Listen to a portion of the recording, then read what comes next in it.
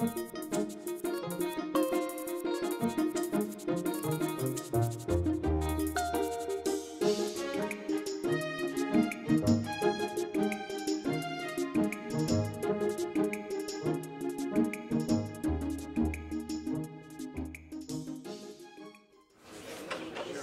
right, great. Thank you. Welcome to the October 15th, 2015 meeting of the Sherborn Board of Selectmen. We'll ask our Town Administrator, David Williams, to read the agenda, please. Thank you, Mr. Chair. First, we'll vote to approve or amend the agenda, and then add topics not reasonably anticipated by the Chair 48 hours in advance. Then a public comment period of about 10 minutes, and then appointments for the Open Space Committee, and then reports from the Town Forest Committee, and then CM&D on an update on Woodland Golding Intersection project, and then 2 reserve fund transfer requests, one for a hydrologist and one for water testing, and 2 one-day liquor licenses, and then for routine business, financial report from the Finance Director, Town Administrator report, Selectmen reports, set the next meeting, consideration of minutes for September 2nd, and consideration of warrant. Then a discussion on future Board of Selectmen workshops, and then the health insurance options update. And I have one recommended amendment to the agenda to add the minutes of September 15th for approval that were included in your packet. Okay. All right, do we have any other things to add to the agenda? We have a motion to accept the agenda as recommended. Move to approve. Second. All right. Any further discussion? All in favor? Aye. Okay, and we're off. Do we have any public comment today, Diane or Irene? Anybody know? She forgot to put the sheet out. Oh, good. That's excellent. So we don't have any public comment. I guess not. Moving right on. While she's waiting to get the sheet, let's move on to appointments, which is the next item. David, do you want to make a recommendation on this? Sure. The Open Space Committee has been vacant for some time, and we've slowly been trying to recruit people to serve on that committee. And we now have 7 people signed up to fill 7 of the 9 slots. So we'll still be looking for 2 more people for the remaining seats. And you want me to read their proposed terms? That would be great, and maybe just 2 sentences on what the Open Space Committee does. They've never met since I've been here. So what they do is they don't meet, they do nothing. It's enlightening to me. Yeah, maybe Selectman Durensis can enlighten us. The Open Space Committee helps prepare an open space plan, which is one of the requirements that is imposed on the town, and it's also a part of what's necessary for establishment of entitlement to grants, and it needs to be updated on a regular basis. And so the time has come for us to update that committee. And if I could, this is an excellent group of nominees. I commend the Town Administrator and the staff for putting together this excellent group. So can I just make a motion to appoint the following people? That's fine, yep. Judith Cohn for a term to expire June 15, 2016. Tom Trainer for a term to expire June 15, 2016. Chris Tillman for a term to expire June 15, 2018. Laura Kennedy Van Blockham for a term to expire June 15, 2018. Marion Nutra for a term to expire June 15, 2017. Kelly McClintock for a term to expire June 15, 2017. Peggy Novak for a term to expire June 15, 2018. Yeah, I would just correct the spelling on Van Blarkham's last name, just for the record, so we correct it. Okay, do we have a second on Paul's motion? Second. Second by Mr. Yan. Any further discussion? This is a fine slate of candidates. So we take a vote. All in favor? It's great. Thank you, everybody, for, I know some of you are in the room. Thanks for agreeing to serve on this committee, which is, as Paul described, very important committee and clearly a committee that everybody's well suited to by their background here. The next item is an update from the Town Forest Committee. Do we have somebody here for that update? Dave Cunning was supposed to be here this afternoon, but he should have been. Okay. We'll Lying through the agenda. Maybe you should go to public comment. we'll hang on. We'll give Dave some more time. Do we have a CM&D update? Is Ed here? Yes. Excellent. Oh, hey, Ed.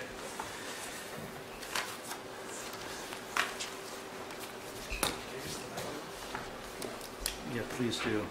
This is an update on Woodland Goulding, Ed? Yes. Oh, great.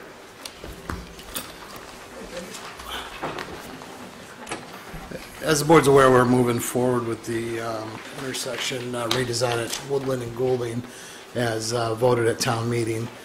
A couple weeks ago, I met with a Verizon representative who gave us a preliminary identification of the relocation of the telephone pole.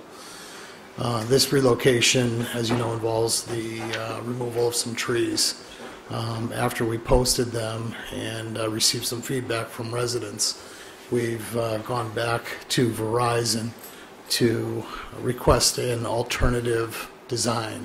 What this design would involve is, instead of moving the telephone pole across the street, is to move it over to the side. This relocation they're still designing. It is going to be an added cost. Exactly what it is, we don't know at this time. But they are confident they can get the pole relocation done by December, which will put us on schedule for a springtime construction. How many trees are involved in, if under this original design, how many trees would be cut down? On the original, we've got 1, 2, 5. So Ed, you said there's an additional cost, but if I'm reading this plan correctly, the move it's a shorter move, and it doesn't seem like it would be any longer of a utility line run. Do you know what the extra cost is? I don't know what the extra cost is going to be yet. I agree with you. It doesn't appear that there should be an additional cost, but I'm going off of what she told us. Mr. Williams was there for that meeting also, along with the police chief. And we went over a couple different scenarios, and they did indicate it would be an additional cost. Exactly what, we won't know until they run the numbers. I think it'll be a significant cost, And what's the reason on that? because the pole, the lines, the main lines stretch from Goulding west and continue down Woodland. So I think by taking the trees out, they were allowed to just take those lines without cutting them and almost shorten that run, and then just pigtail what goes down the short end of Woodland, which isn't a significant amount of wires. They also So didn't. by moving the pole, you're stretching the wires, and you can't stretch them. So they have to cut all the the primaries, the fiber wires that go down from Woodland to Goulding. Okay, I may be misreading this, Sean. It looks like they're moving the pole about 15 feet from what will become the center of the road to the corner where it sticks out on the same side of the road. So I'm not sure why that involves. But this plan doesn't show the pole, the other pole that was gonna be placed and where the wires were gonna be on Goulding West to Woodland.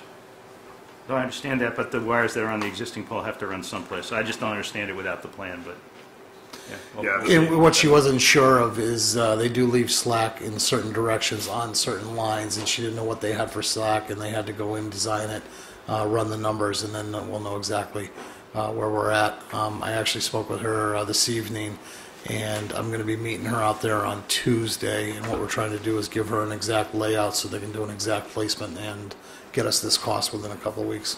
Okay. Well, they'll save some money on cutting trees at least. Yes, That's a good and question. that's something we'll be looking at, is the cost of the trees. But we also have public opinion, which is come into play. So it's I'm going to present you guys with a couple different options and the costs associated. Okay. Well, The purpose of this relocation is to make an intersection safer. and I want to be sure that we don't have the tail wagging the dog. To me, the cost is secondary. Primary here is what is the safest intersection for the residents of that street and for the kids who have to get onto school buses. The whole point of this was to stop cars from slingshotting around the corner at high speeds, coming around the corner and facing a school bus stopped with kids in the road and not enough time for someone to stop. Which design, which layout best serves public safety? Paul, if I may, we're not discussing changing anything that's on this plan in regards to the road, the curb, anything. What's not on here is exactly where the wires are up in the sky and how they route through the trees. It's just a pole location. Well, the pole's in the middle of the street. Either way, it's coming out of the middle of the street. It's So- whether or not the wires that loop on one side of the trees that can make it to the other side. It's not going to change this. They may have to add a couple poles in other locations and cut and splice all the wires. That's where the cost comes. So we're not changing the fundamental public safety. No lines on this drawing will That's not the change point. that show where the road goes at the intersection. We wouldn't compromise. No one would want to compromise that. We went to great lengths. It's just the secondary, when they come in, when the Verizon and Eversource engineers look at it, they look at things differently than we do, right? We don't have the maps of where the wires are. So when they do that, they have to figure out, well, we can't get from this side of the tree to the other side of the tree without cutting the tree down or cutting the wire. So there's a cost associated with cutting the wire. We'll have that cost later. Paul makes a good And point. we'll have a value of what that tree's worth to us. One thing also is we wanted to not only, and on your plan it shows it is just kind of moving it over 15 feet, we also wanted to get that moved over as far as possible. The whole purpose was to get the pole and the obstructions out of the intersection, so we want to make sure that it is well enough away. One benefit that we do lose by not cutting the trees is the installation of a guardrail along the side there. There's a significant drop-off that goes down through there. And one thing that will be changing is we're going to be teeing this intersection off, so now when somebody misses the stop sign, they're not going to continue up Woodland or continue down Goulding. They're going to be slingshot right off of the embankment. So we're going to have to, we'll have to get creative with guardrail. At a minimum, I'm gonna want to see is a piece of guardrail in between the trees directly opposite the intersection, but pounding the post is obviously going to have an effect on the tree roots because it'll be that close. But again, the priority, the criteria that I'm going to use in judging pole location is what is the safest thing for the traffic and for the residents. So in the analysis that Sean was talking about and you were talking about, when you come with the alternatives, we should add a third column, not just cost.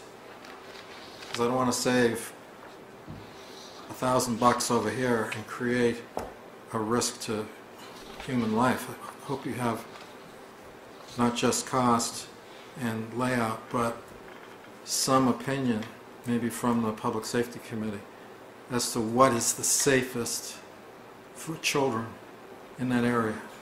Absolutely. Yeah, And, I want to echo what Paul's saying. I want to know about what the impact on sight lines as well, in terms of the poles and the trees.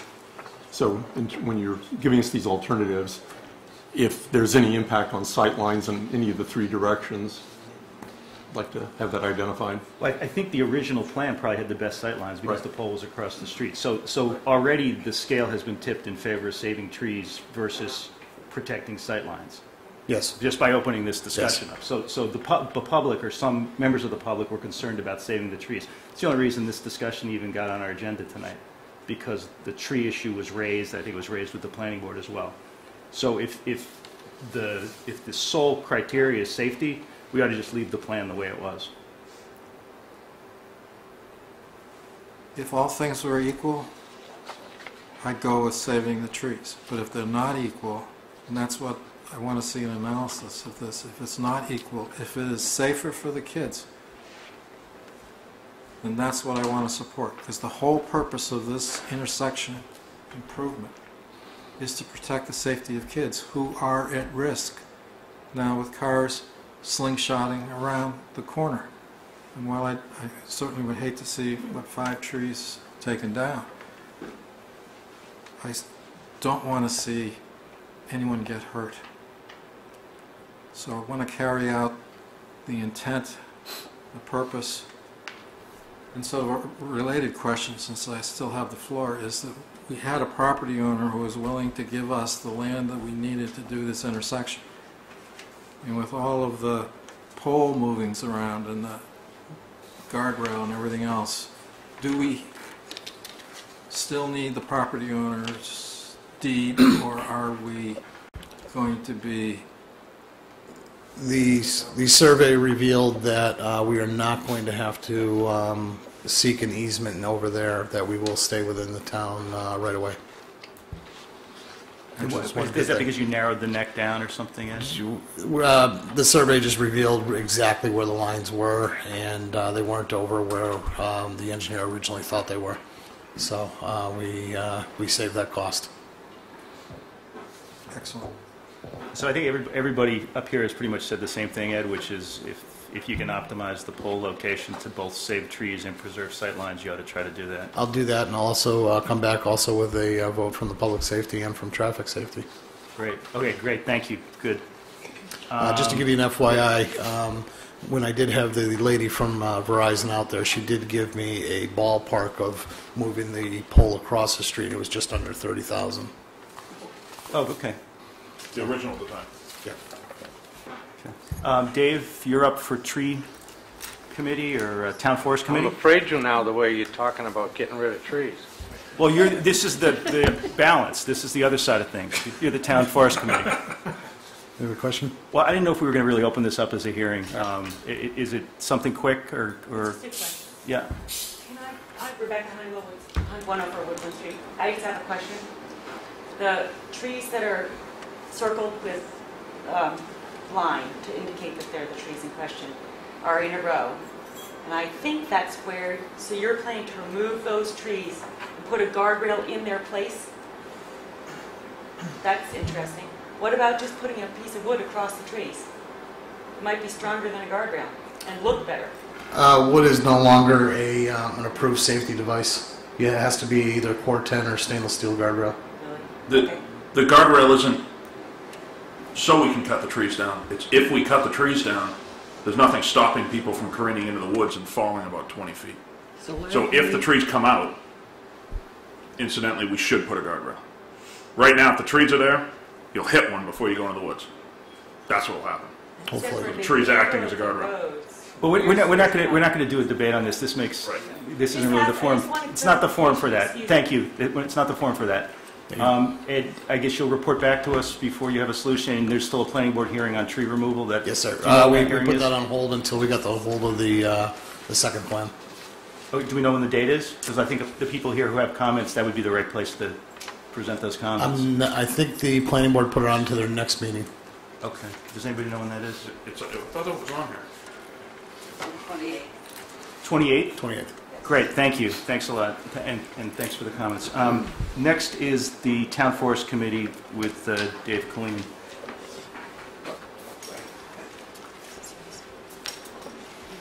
Hi, Dave. Good evening. How are you?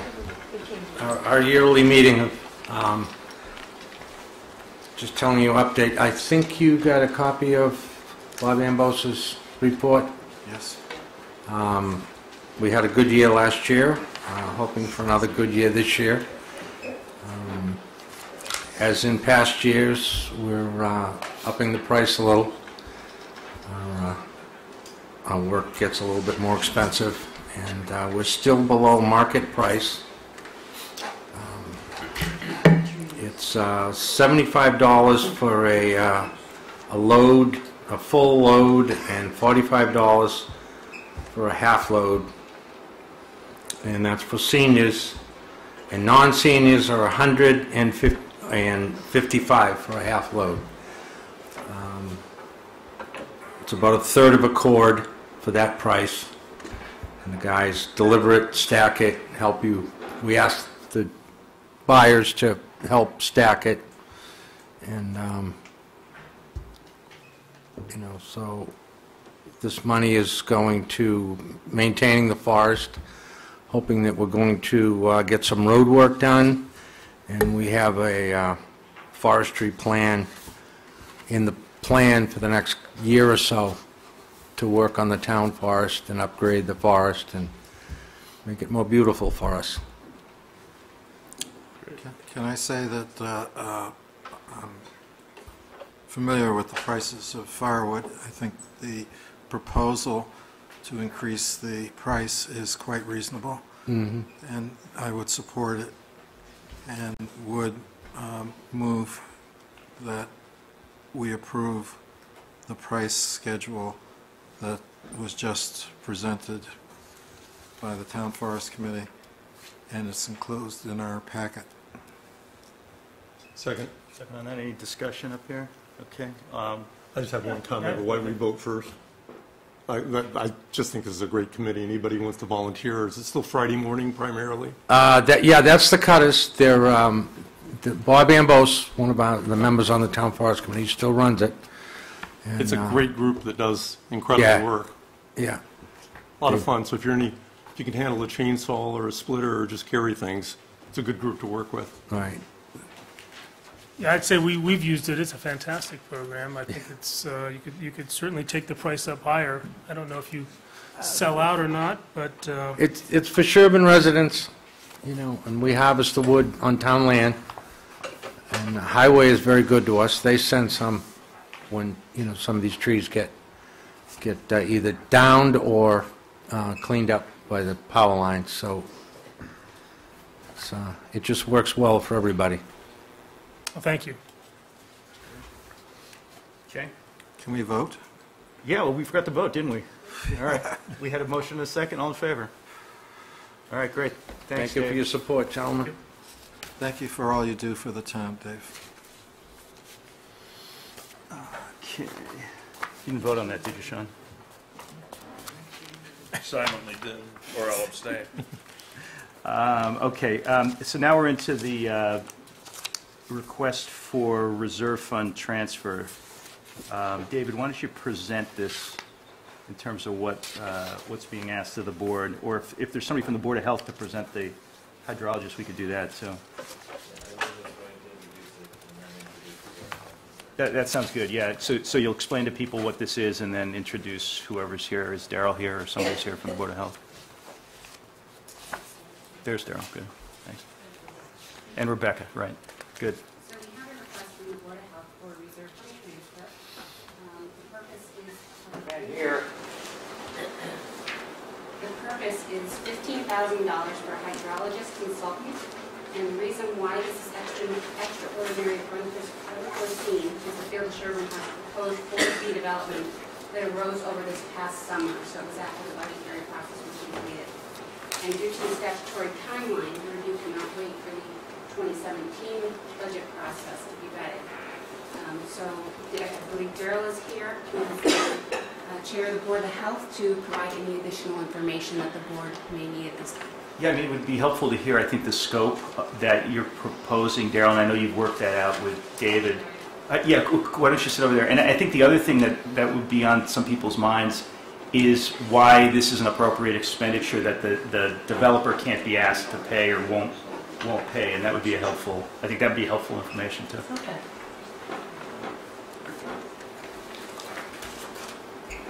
Okay, so I'll just read a little something and then go into some of the things you mentioned. So the fields at Sherborn, proposed development is a complex project.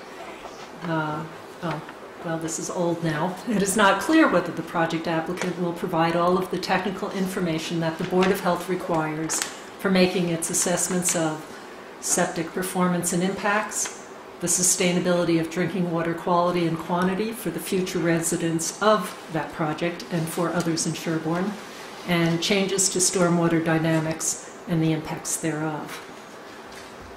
So what happened today, and I haven't had time to fully review it, is we received information from the project applicant, and it appears that they are not planning on providing much more information of the nature of what we would be using to evaluate this, because they're looking for exemptions from the part of our regulations that ask for the hydrogeologic studies and the deeper investigation into this. So that does change it from where we were before, but again, I haven't had time to go through that thoroughly. I just glanced at it quickly while I was at work.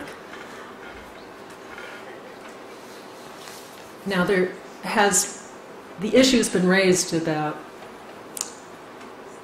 before it was whether or not the applicant would provide the information. And if we got it, then we could evaluate it, and we had the peer reviewer in place. The issues have also been raised about whether we just say that we don't have enough information to make a decision about the impacts of the project, relay that to the ZBA. Perhaps they would also agree with that and then make the recommendation to deny the project due to lack of information.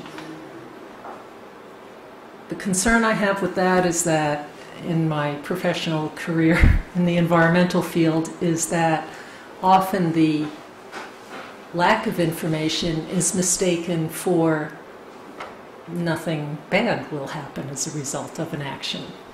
And that's my concern, is that going forward, if we don't do the due diligence to evaluate this thoroughly, it's not clear, and I don't know how it will be interpreted later if this goes to a different authority within the state to make a decision. And so that's why I think partly why I think it's important to have these analyses, and we were hoping to get it from the applicant because I think that's most appropriate, and to go through the process that was established with the peer reviewers. The other thing is that the town that recently was looking at a 40B project and did its own study, that was the turning point piece of information, and I don't know, in the absence of that, what the decision might have been. So it was recognized that the town took an interest in what the impacts would be and took the initiative. So it has, I think my sense of this has changed somewhat. Again, I would need a little more time to read through what we received today, but that was my impression, my first impression. And also, again, I need to read another email a couple more times and maybe ask some questions, but it sounds like there will not be an extension to the deadline unless the Board of Health says it needs more time, and even then it's unclear whether it would be granted. So that makes this urgent as well, because it takes time to do this kind of work. And have you worked out a scope of work with David? I know we talked the last time about that. We have some guidelines, and part of it wasn't finalized because we thought that we would see what the applicant provided, and then if there were missing pieces, then fill in the gaps. So those gaps look like they're going to be bigger. Mr. Chairman? Mr. Durancis. I'm in favor, as you all know, because I have brought this up at the last meeting. Pull that mic closer. Thank you. I'm in favor of hiring a hydrologist, as has been discussed at the last meeting, which I urged that this be done. I start with the assumption that harm to any one citizen in the town is harm to all of us. And we have reasonable grounds to believe that there will be harm done to one or more residents of the town, because I've seen some preliminary work from a hydrologist, Scott Horsley, that points towards a reasonable belief that there will be a significant impact by this development.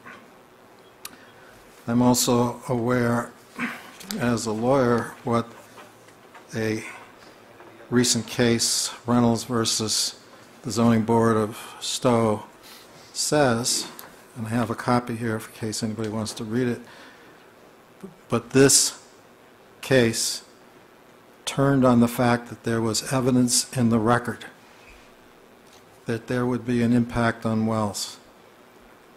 it doesn't turn on the fact that the developer didn't supply information. It doesn't turn on the fact that deadlines weren't met. It turned on the fact that there was evidence in the record. And so, from a lawyer's point of view, we need to make sure by this deadline that there is in the record the information that we see reasonably expected to happen, that there will be adverse impact on the other properties in the area. We need to have a hydrologist. I want to also second what Darrell has said about why we need to do it as opposed to relying on the developer. First, the developer, if he hires someone and submits someone's testimony to the Board of Appeals, that's somebody that's being offered by the developer essentially to prove no impact, because that's why the developer would hire someone to present that information.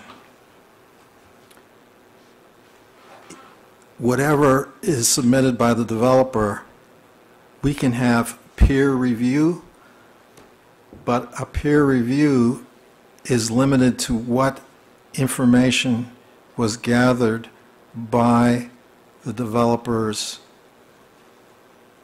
expert. Instead, we want someone to go out and do their own testing, develop their own record, figure out what really needs to be looked at, keeping in mind that they are there to represent the public and to make sure that the public is protected, because it will be the public who's paying for it, not to look out for ways to protect the developer. So it is very much in the town's interest to have our own expert who will develop his own, or his or hers own tests, look at this closely, and make it available to the town on time, in compliance with the deadline, which is under our control because they will be reporting to the town, so that they will be in the record at the time the Board of Appeals has to come to a decision. A truly independent, non-developer-based evaluation of the impact on the neighborhood and the community.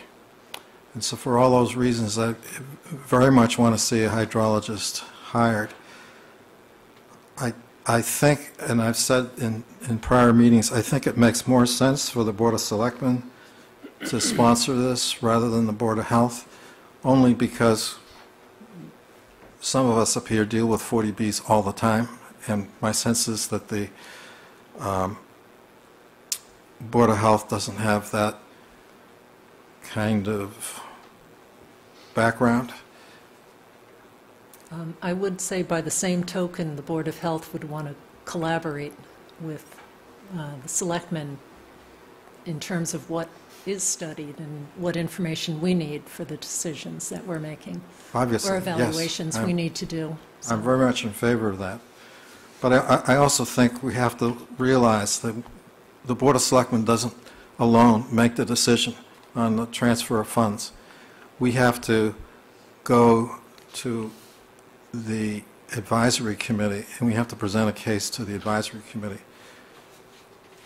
And I think that case can best be made with not only the Board of Health, but with the Board of Selectmen standing with you. From what I understand, the advisory committee has already had some preliminary discussions on this and had some preliminary questions.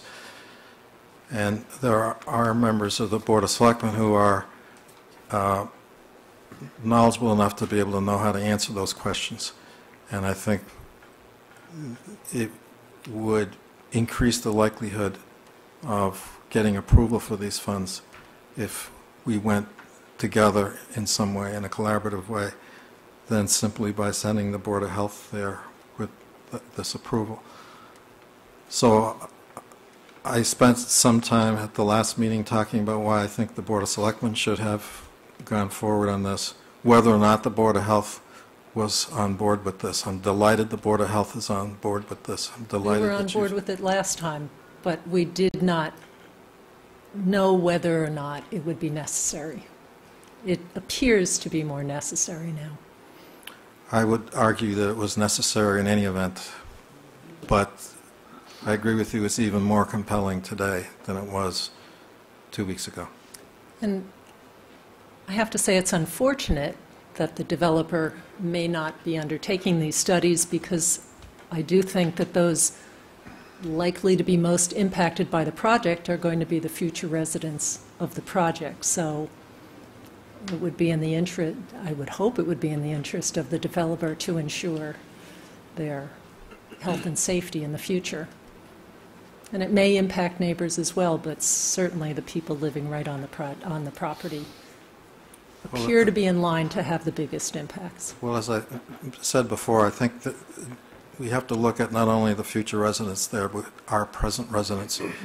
And there are residents in the neighborhood, and based on what I've seen for preliminary projections, they are going to be affected.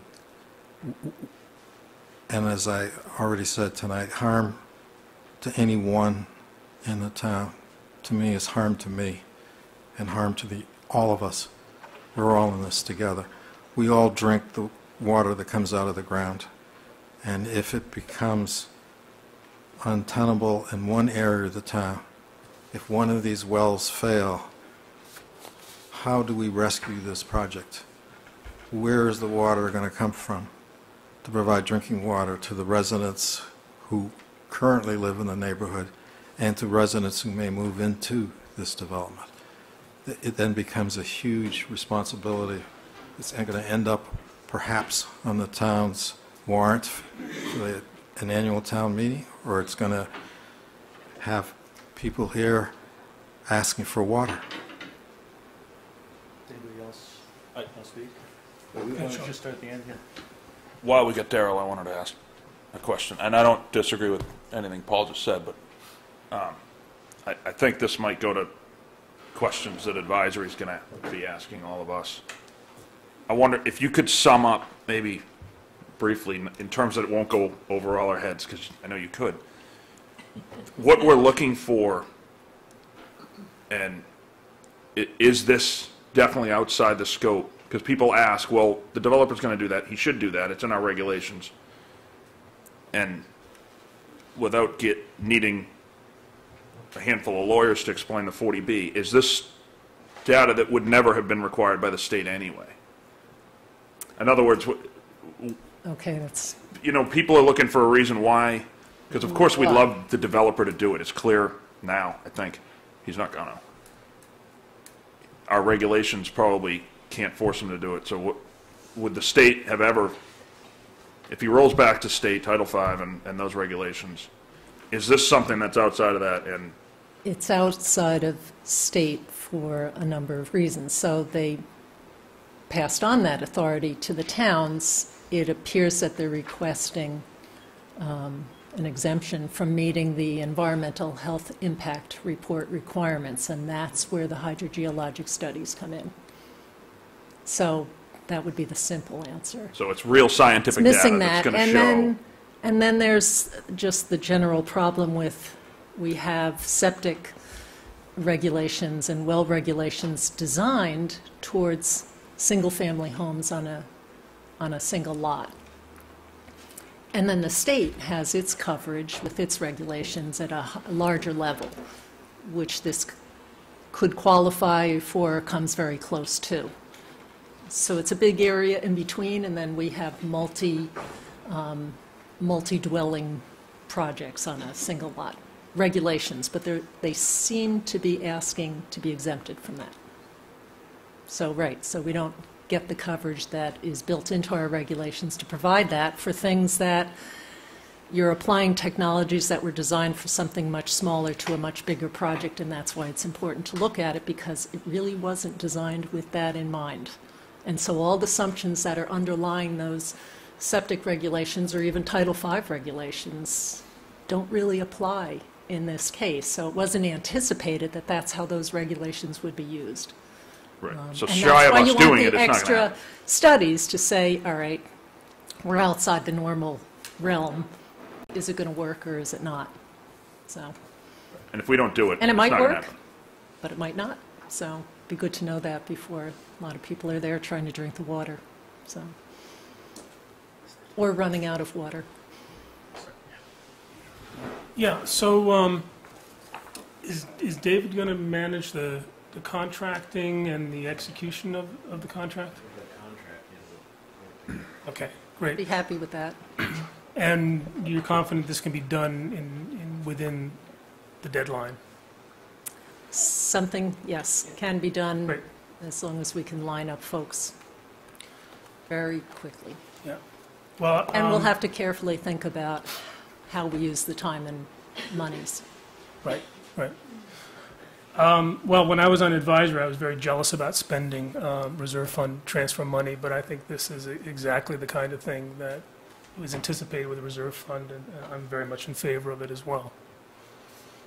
Yeah, building on what you just said, advisory is certainly going to ask about the dollar amount. I support this, particularly in view of the Stowe case that you both referred to. This is an easy thing to support. But when I was on advisory on reserve funds, we wanted to have some sense that the transfer was going to cover the cost. Do you have a sense of that, David? Or I assume when you were on advisory, it was the same question, which is this $15,000 adequate? I provided to the board a quote of $9,999, whatever it was, which I sent by email to everybody from the guy that I would prefer to hire because he's very good on his feet and is very effective. I was told that if the Board of Health makes the decision by themselves, they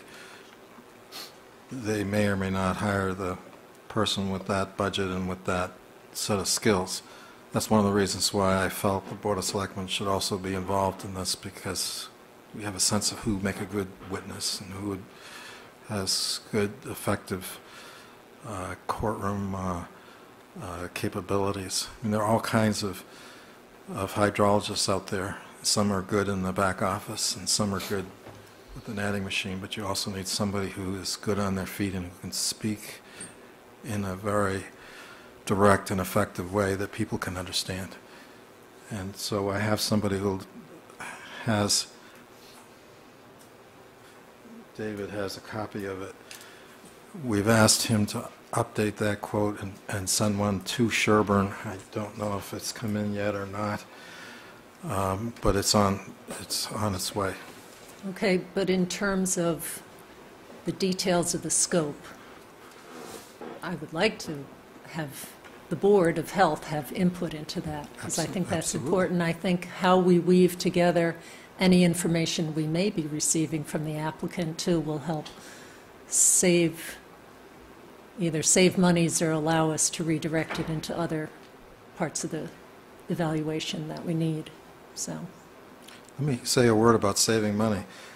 The town has opposed Said a word yet, so you say, go ahead. The town has opposed 40Bs in the past and has spent a lot of money on lawyers after the fact.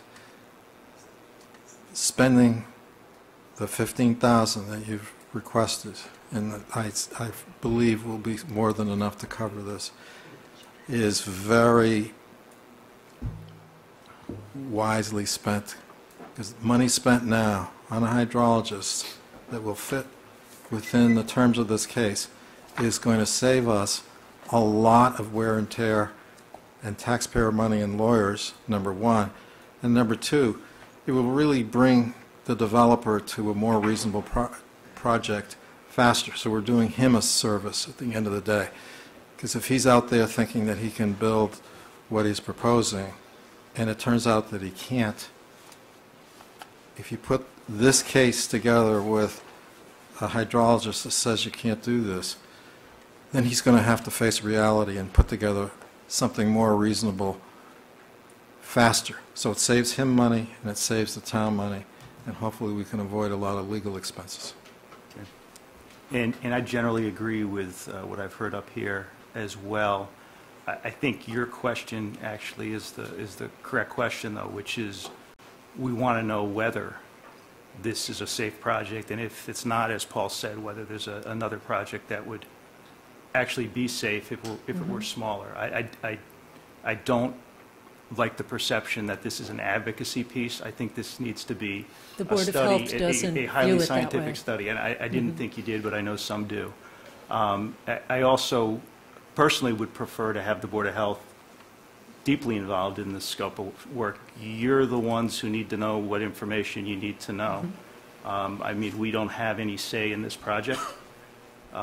We can support you financially or urge advisory to support you financially, which I would do. And administratively, we'd love And that. administratively, and hopefully in a very, very expeditious way, since it sounds like some of the deadline issues that were in play a couple of weeks ago have been resolved against an extension, or at least you've indicated that.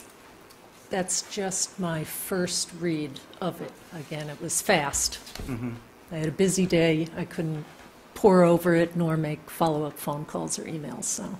Right. And are you familiar with this consultant that Paul mentioned, or are there other consultants you've considered on this? There were other possibilities, but this one sounds very good as well. I think we were talking about, other possibilities, because who knows what someone's availability is at this moment. So just as preparation and that sort of thing. So you've I'm had not those opposed discussions. to Okay, it. I just want to understand that this is sort of on the path already. So we're not, if this is voted and voted at advisory, we're not starting from ground zero. You've got a running start, it sounds like. Good. And we don't have to go out to bid on this? Not for this kind of service. Were you going to make a? You ready for a motion? Sure. Based on all this discussion, consistent with, I completely agree about the Board of Health and the Selectmen working collegially on this.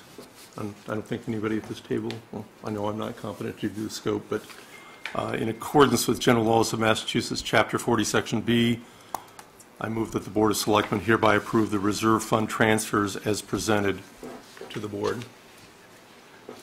Section 6, I think. Section 6. 6. Yeah. Okay. Second. Second, moved and second. Any further discussion? All in favor? Okay. Do you want to be the delegate to the advisory committee meeting, Paul, on behalf of the selectmen? Sure. Does others Great. agree with that? Yes. Absolutely. Okay, great. Thank Thank you you. for your vote.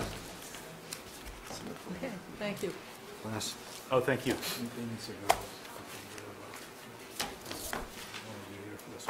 Rebecca had something to say, Mike. Oh, good. I She's can't still even got her see you hand back there, up. Rebecca. Yep. Sorry, Rebecca. And one more, just thank you very much. I want to also. Do you want to sit down so people at home can hear you, and Sure. if you could? This is. Thank you. I just wanted to expand one more point, and that is that it's really complex, as you know, so we're really appreciative of your support. But to answer Sean's question a little bit further, there are some areas in the state where when policies or procedures don't exist, they default to those that exist in the town. So although some of the things in Title V might apply to this, there are some which actually default to Sherborn's regs as they stand. So in some of those areas, we're actually not going beyond what we would be asking anyway, or what would have been asked to be provided to begin with. So have they asked for waivers on those items? Is that what you're they're telling asking us? for waivers on multiple. Okay. I haven't seen any of it, but apparently they are. So although to a certain extent the perception is we're going beyond what would have been required, actually we're mostly looking for the minimum that would have been required anyway. And there may only be a few areas where it goes beyond what we would have already needed. So, Great. That's a yeah. great point. So hopefully that's relevant. Okay, Thanks. good. Well, we weren't having a hearing on this. We just voted. Is there something you feel you need to say? A question, great. Yeah, thanks. Dan, no, for the record, does the advisory committee have the veto power to say no? What's the next step here on this? All right, Irene, I'll tell you. Basically, what needs to occur for a reserve fund transfer is two different bodies need to approve the request. First is the Board of Selectmen and the Advisory Committee as well. So the next step would be, I believe it's on the October 21st agenda, and George, the chair, is shaking his head yes. They will vet this same request. If the vote is yes, the reserve fund transfer goes through the next morning. If it's a no, it basically dies. The transfer would die altogether. You're welcome. Another question. You have another question on the process? Yep. Melinda O'Neill, 8 Fun Road. Regarding the advisory's vetting of this, does it just happen in that meeting, or is there opportunities for information to be provided to the advisory committee prior to their meeting so that they have the full sort of scope of concern with regard to this request? If you would like to provide information ahead of time, you're more than welcome to send it to my attention. Irene Larrabee, the Finance Director for the Town of Sherborn. I'm under the Town Accountant website. You can send it to me and I'll make sure that I pass it along to the chair to include in their meeting. Thank you. If I could just add, I'm planning to go to this meeting and I'm going to fight for this. Did you want to add anything about advisory process or anything since you're here, George? No, you can also, I mean, if you want to email anything to me, my email is moraladvisory@gmail.com, and we will have it on the agenda. Just as our meetings are at 7, it's going to be next Wednesday, but we do have previously on the agenda meetings with the school, both the school committees, so this is probably going to be pushed to after all of that. But I will, it will be posted on the town website on Monday what the agenda is going to look like for Wednesday. All right, David, so I guess we're on the next reserve fund transfer item. The next reserve fund transfer is for $5,000 for isotope testing. This is a request to test the wells as well as to receive deliverables, reports, as well as in layman's terms. Thank you all for coming. Thank you, guys. Yeah? What do we, Yeah, what do we do? what do we say? You said useful things. Okay. Thanks, George. I just got here, and you guys did a very good job. Paul, as soon as you started thanks. speaking, they left. That's what it is. Go ahead. You can finish that. Sorry. So the purpose of the testing is to see if there's been any impact from the general chemical hazardous waste site on the town of Sherborn. Okay, so the purpose is to see if there's been any impact from the general chemical site on specific wells in Sherborn, correct? Right. The last time that we had the meeting with Steve from MDEP was down, a few people in the audience had mentioned something about isotope testing, which is, I guess, a newer form of testing that can more easily identify a causality between general chemical and the trace elements of this dangerous stuff that they're found in some wells. The problem is this is expensive testing. I think it's about $1,000 a test, and you could go out there and it's almost like finding a needle in the haystack. So you could test in 4 different spots, find nothing, but that doesn't mean that there's not a problem there. Or you could find the results could show you could find it in 4 different places and still not be conclusive of the source that it's coming from. So this is for not just testing, but to have some consulting services so that we are advised on where and when we should do those types of tests. We've kind of ruled out that DEP is probably not going to perform this type of test. And Roger Demler from the Water Commissioner has talked to a few people, but we can't bank on DEP to do this kind of testing that would show a clear result, a tie between general chemical in Framingham and the contaminants that are found in some of the wells in Sherborn. The idea of having the testing was to find those traces and hopefully be able to make a plausible case that these contaminants are due to General Chemicals, so that Sherborn has a seat at the table with DEP when they're have a seat at DEP's table when they're talking with General Chemical about a remediation plan. And that's going to be down the road. But right now, we don't really have that seat at the table. Can I Yeah, sure. add something to this? Under the leadership of Mark Brandon and Chuck Young, we sent a letter that had a wonderful phrase in it about our being proactive and not waiting until damage occurred to wells. Last meeting, or the meeting before last, we had present the guy from DEP. And what he said was that we are not going to take steps to be proactive with regard to impact on Sherborn wells because we don't know that the chemicals that are trace amounts showing up in Sherborn wells are actually coming from General Chemical. And for us to do more, we would need to figure out what the actual pathway was. I had some conversation with the guy afterwards, and I think during the meeting also, about why not being safe and why not do it anyway and take that extra step. And he was pretty adamant that unless there is proof that the chemicals, even though they're the same chemicals as General Chemical, unless there's proof that those chemicals came from General Chemical, he wasn't going to take this additional proactive step. This test is kind of like a DNA test. It will test the chemicals in the Sherborn wells and be able to identify whether it has the same genes. I'm using a non-scientific word here, but an analogy. It has basically the same DNA as the General Chemical chemicals.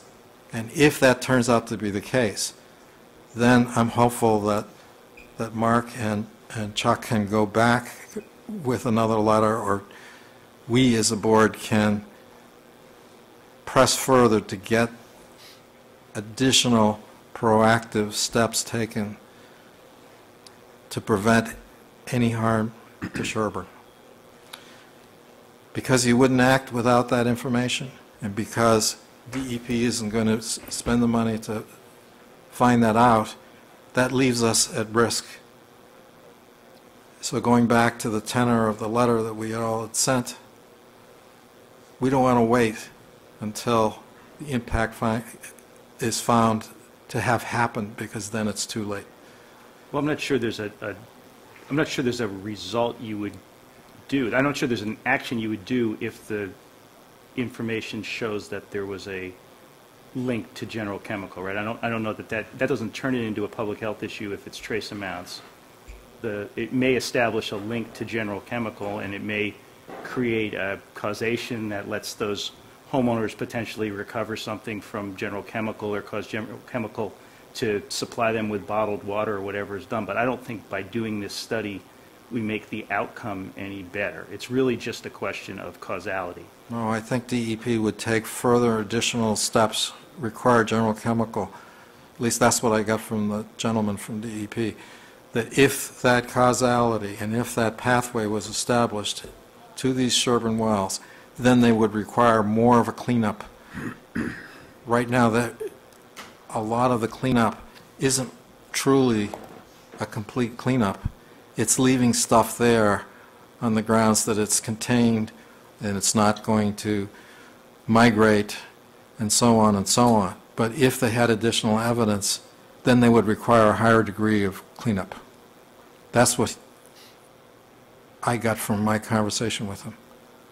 If they test those wells again, which they've agreed to do, I think at our insistence, and those results are still trace amounts, they're not going to, that will not trigger any kind of response from DEP, because trace amounts aren't reportable, they're not considered to be contamination, under the regulations, and they won't result in any. I mean, I appreciate that this could provide an additional data point on whether there's a link between General Chemical, but I do think it might be premature to be doing this now, Paul. I don't know that this is necessary information when we're talking about a reserve fund transfer.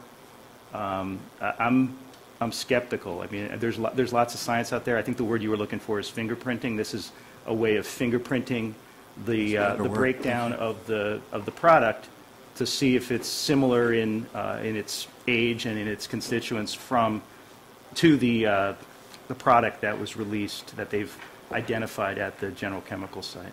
I think my biggest concern is what David described and what I heard Carol Boyce talking about the last time also, which is it is like a needle in the haystack. So it really could be just like, you know, picking 5 spots based on best guess.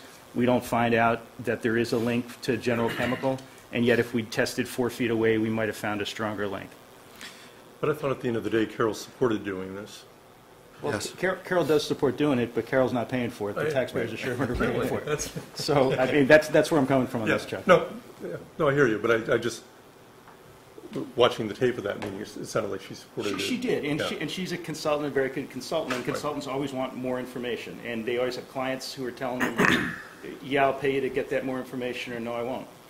But just to respond to something you say they won't do anything. I think they will do something, but rather than resolve that agreement, I'd ask you to consider the fact, as that hockey player Wayne Gretzky said, if you don't take a shot, you miss 100% of the goals that you don't take a shot on. If we get the information and the fingerprinting is there, then we've got the stage set to try and press them to do something. Don't get But me if wrong. we don't have those fingerprints, there will not be an opportunity for us to take that shot on goal, if I can continue the Don't get me wrong, analogy. Paul, I'm not saying never, I'm saying let's at least find out if these trace amounts in the wells have gone up, because there may be trace amounts in your well, and there may be trace amounts in anybody else's well in town, not caused by General Chemical. DEP is not going to take steps to find out what happened to, hypothetically, your well and do anything about it, because it's not above a regulatory level, and it's not above a regulatory level at those wells that have been sampled so far. If we find out that those amounts are increasing, I'd be in favor of trying to do more to see if there's a link and figure out a way to stop it. But at this point, we don't know. Those amounts could be going down. They could stay the same. They might not be anything in there. He told me that if the fingerprinting is there for the chemicals in the wells in Sherborn, that is, if we were able to establish that the chemicals in the wells from Sherborn were not from septic systems and spills and whatever else, but were traceable back to General Chemical, that would cause them to rethink I their agree. whole plan. And I'm just saying, let's answer the first part of that question first. If we establish that they're not from septic tanks and that there still are reportable, or I mean, are significant results coming out of these wells, measurable results coming out of the wells, and they determine, which they are going to test, that they're not from septic systems, then we have a question to ask about, do we take the next step? But we're trying to make a link now that I don't think we need to make when it's an additional expense, and it's on our backs, frankly, on something that either should be on DEP's back or it should be on the residents' back. It's not necessarily on the town's back to make this case. If the residents had wells that were getting worse, yeah, I'd be really worried about that, but they're not getting worse at this point. Well, we don't know that they're not getting Well, worse, that's right, we number don't one. know, because we have to But- test first, but we haven't tested yet. But number two,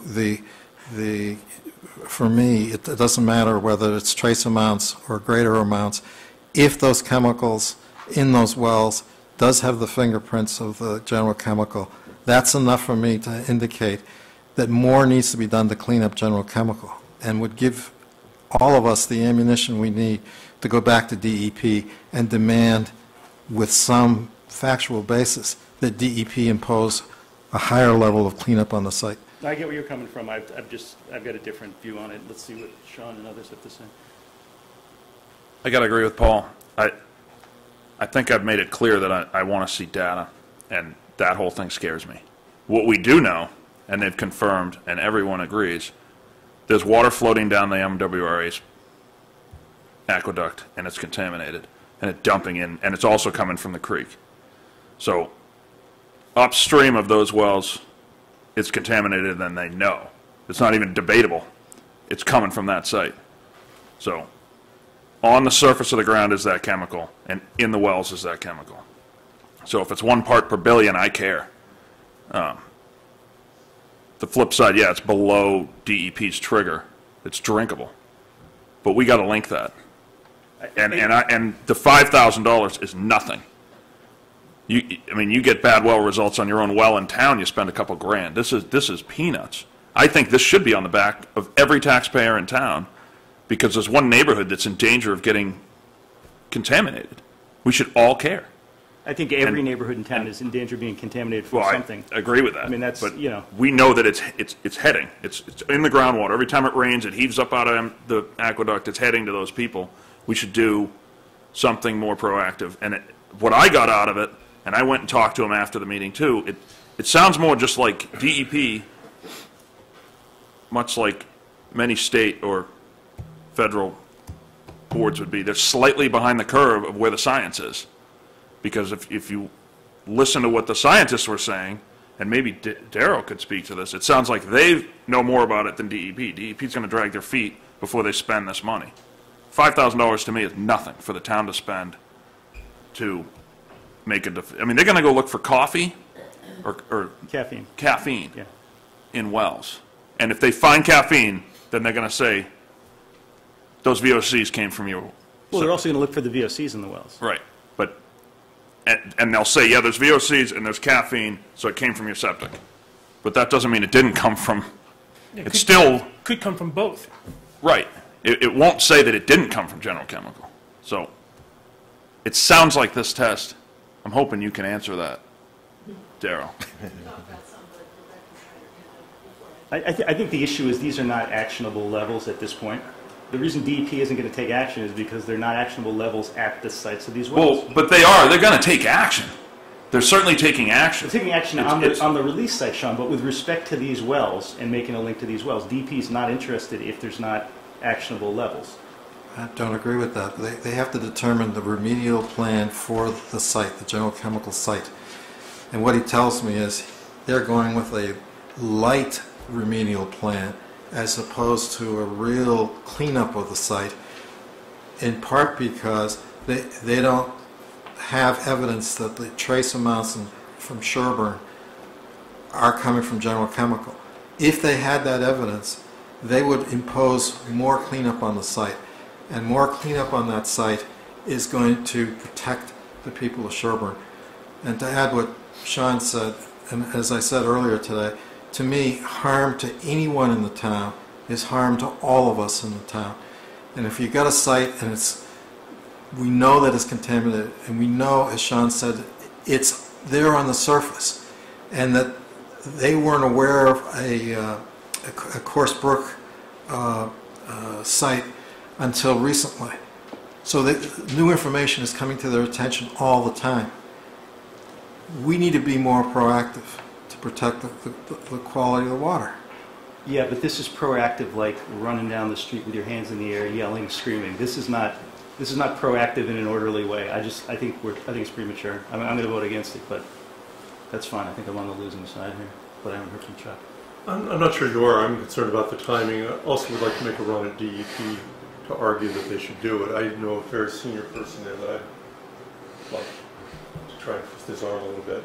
Because, yeah, 5,000 isn't much for us. It's even less for DEP. And I think we've got a good argument in terms of the water flowing down the aqueduct for why they should be doing this. And I think it's consistent with what you said, Paul, that they're doing this on a very light touch now. So I think it's a good thing to do. I'm not sure that doing it now makes a lot of sense until we have more data.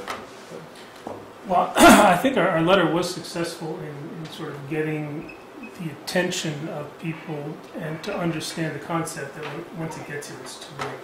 I think it's obvious, but I think they now understand it better. And that if we were to, because I share some of your concerns about how we're doing this, but I think if we were to vote it down, I think that would send very much the wrong message. On the other hand, it's also something that can probably wait a meeting or two.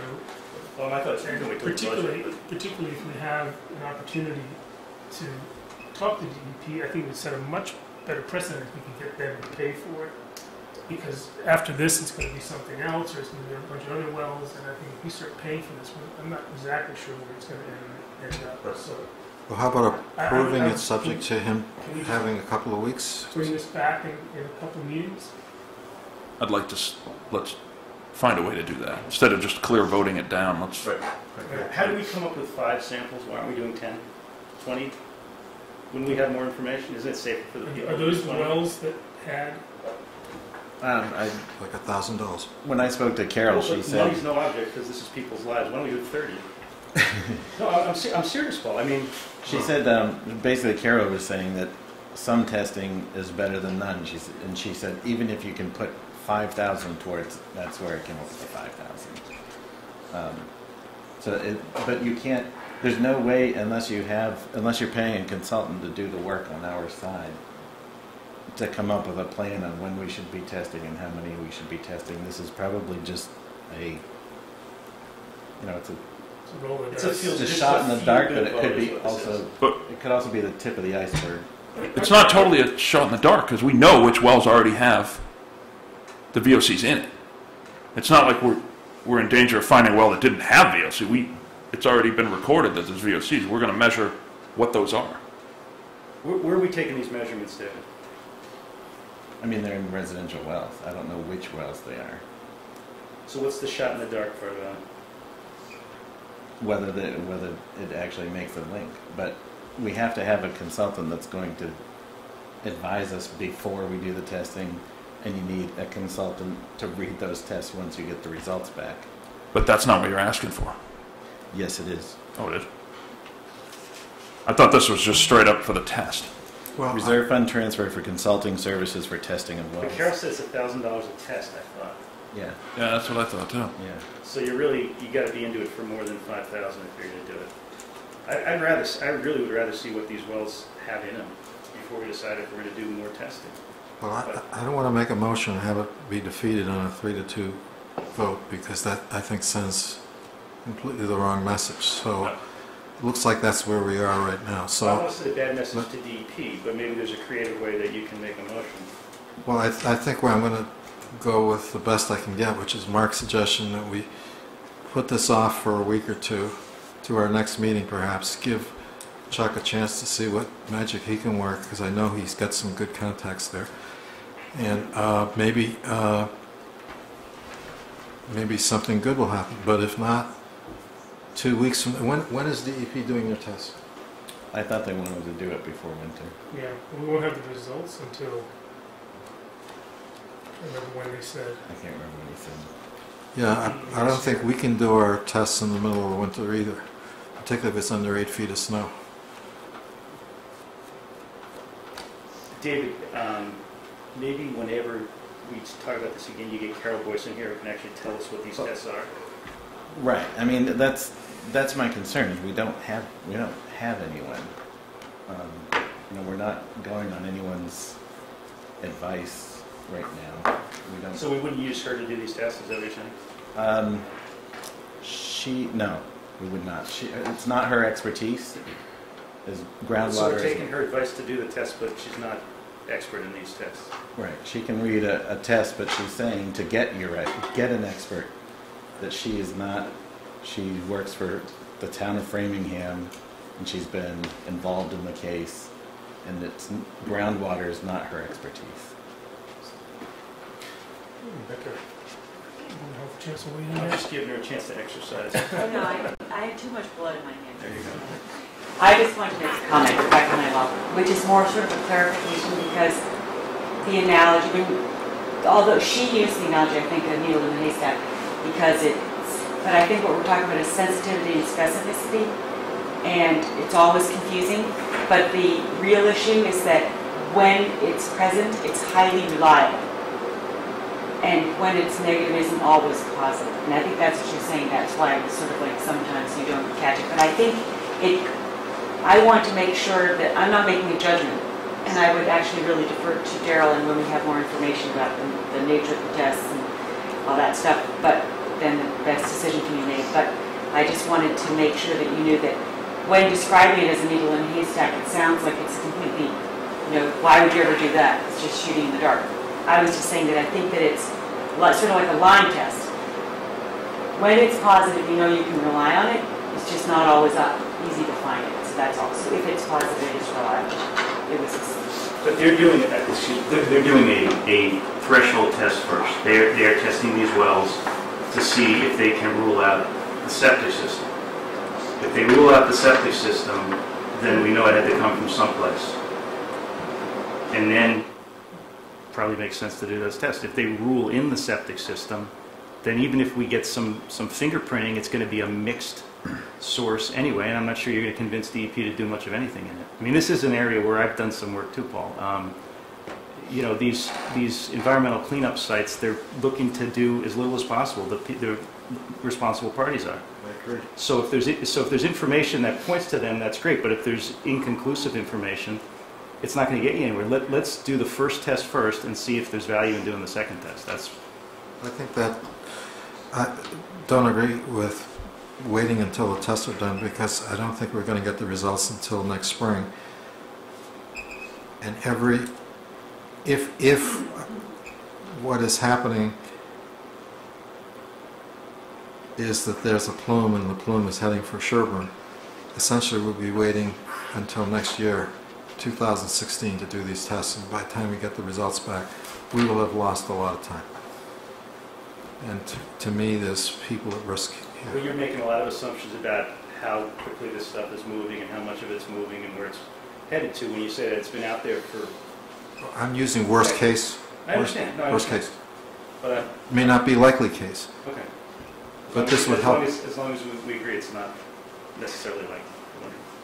You just all right, Marion? Oh, I'm sorry. No, go ahead. Marion, you had a comment? Yeah, I just have a quick comment. From what the DEP guy said the other night, I have to say, I don't have a lot of faith that it's going to be easy for us to make a link that they're not very willing to make. I don't know what kind of fingerprint they use, but some of these chlorinated hydrocarbons, as he said, are present in household products and in very small levels. It's very hard to tell where it's coming from. I'm just wondering if there's a completely different tack that Sherborn should take in pressuring the DEP to get at the source of this with a lot more force than they seem to be able to do. I guess because of their limitations and procedures that they have to follow, but we know that there's this pool of highly toxic stuff sitting in Framingham, not far from our border, and the people of Framingham know that they have contamination at sites very close to that, and they're not that far from Sherborn. So I'm just wondering if we could bypass all of this testing of wells and finding trace amounts, and is it going a little bit up or not, and look the fingerprint, and look for just, I don't know what the route is, but look for another route to get at the source, to go for the junk. That's what we tried, both at the meeting and afterwards.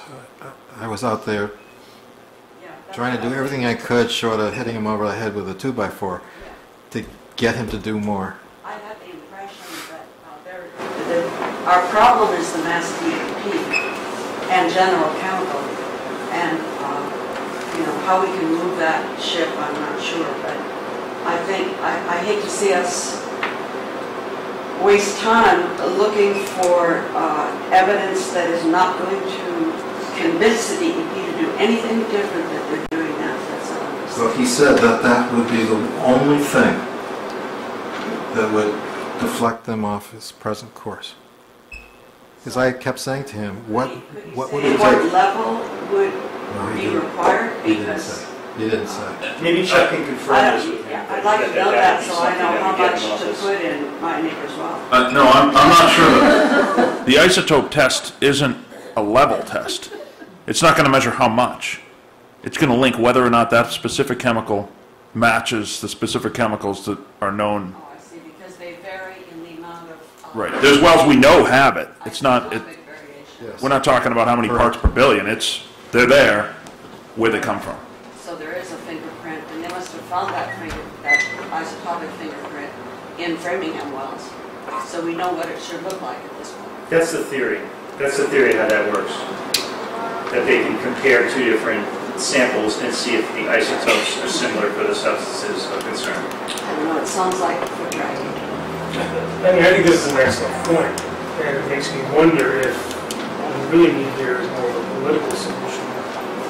And now that we've had DEP in, and they've given us sort of this lukewarm response, we need to go back again now to our reps and senators and say, we need more. I think there's an interim step. The person I've worked with a number of years is very senior policy level at DEP. I'd like to take a shot. Okay. I'd like to send him a copy of our letter, the information about the runoff through the reservoir, and escalate it within DEP.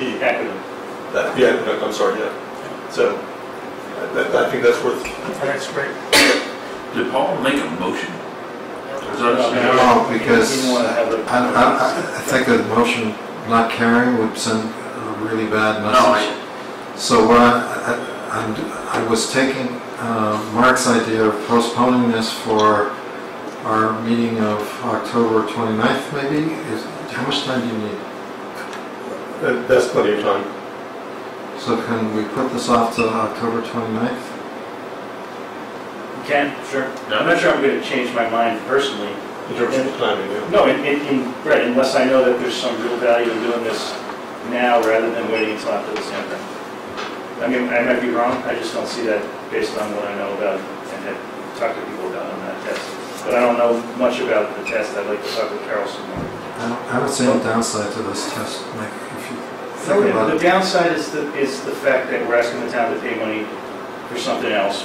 We've had two things on the agenda today that have cost more money, and I'm happy to pay them more money if it's worth doing, but I don't want to be frivolous just to make a point. It doesn't make sense to me to spend money that we don't need to, and I'm not seeing the need. There may be a need, and I may be wrong. I may be convinced, but right now, as I read the remarks of the board, it's 3-2 against spending the money today. So, but 2 weeks from now, after Chuck has done his work, and you've all had 2 weeks to think about it and to get maybe public feedback from us, because everywhere I go in town, people give me feedback. Are there any residents here? This is, I guess, a bit of a disappointment to you. This is the third time we've talked about this now. And Well, yeah. can't seem to get anybody. I seem to be the one that cares more about their wells than them. Yes, I think Carol's. yeah, good, Carol, thank you. Let's see where to begin. So I think I'd say that Can we? Do you mind? I'm not loud enough. Well, it's just people at home, the vast audiences at home can't hear you.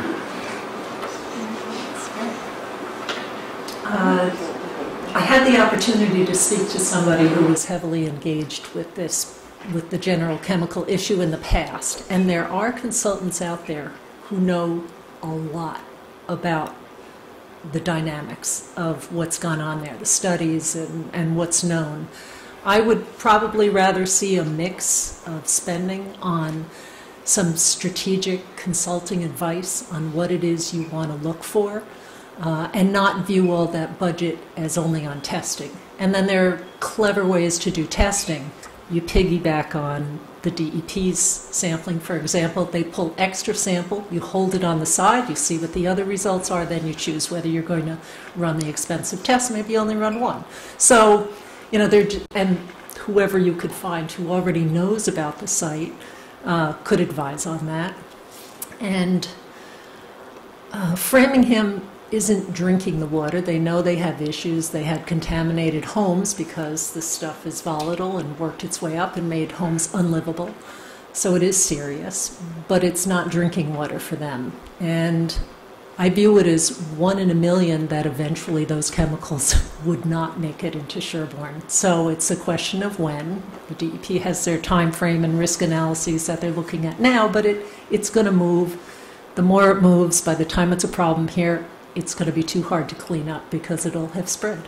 And when it gets dilute, it's harder to clean up than now when it's all nice and tightly packed to some degree. So they could suck it out much easier now. I see you kind of wondering what I mean, but if there's a source, Darryl, if there's a source, but what they said was the source is still in Framingham, and we know it's gotten to Yeah. Sherborn. We actually know it has because it's been in the aqueduct, and they've told us it's in the aqueduct. Right. But it's fairly compact right now. It's always easier to clean up stuff that's dense than once it gets spread around and you're at lower parts per million. Then Right, but now you- they have DNAPL right now. But you don't so- need to clean it up if it's at lower parts per million unless you need to have, 0.000. And what they're saying at least is that there are levels that are not actionable under their environmental I statutes. understand And so they won't I make them understand. clean up. And we won't be able to make them clean up to levels that are not Well, and regulatory that's- levels. Right. I understand that. It's very difficult, but the unfortunate side is when it becomes a problem here, it will be too late to clean it up there and we'll only be dealing with it on our side. And I don't know if there's any sole source aquifer arguments to make. We don't have that aquifer, so to speak, but we rely on the water here. And what would it mean to have to connect to the MWRA for the town? So do you Sort of support cost a benefit. reserve fund transfer of $5,000? Yeah, but I would like to see it with more strategic input on what it is you really want to evaluate and not all on testing. The testing could be very So valuable to more on the answer a key consultative and question. less on the testing? Possibly. It has Unless to the start. consultant's fantastic and has a perfect idea and there are few opportunities arise that help you. One thing we could figure ask for something that Darrell mentioned is split samples for anything that DEP takes, because if you have a consultant and you can take split samples and hold them until Yeah. you're ready to test them, you'll have the You same just have to sample. watch out for hold times. Yeah, but you'd have that advice from what you're talking Yeah. about. But we need to have a consultant. You need the money. You need to support the transfer of that. I'm not supporting it tonight, Paul, because I don't know what we're doing with it. We've already communicated to Steve at DEP about a second round of, keeping second samples. So- Split samples. Okay. You did? Yes, split samples. And what do you say? We don't have an answer yet. Okay. Maybe I Chuck would is think number that two they on would the have list. no problem with that, but Yeah, Maybe. they shouldn't. they already have the approvals to get on the site, and I don't think that'll be a problem.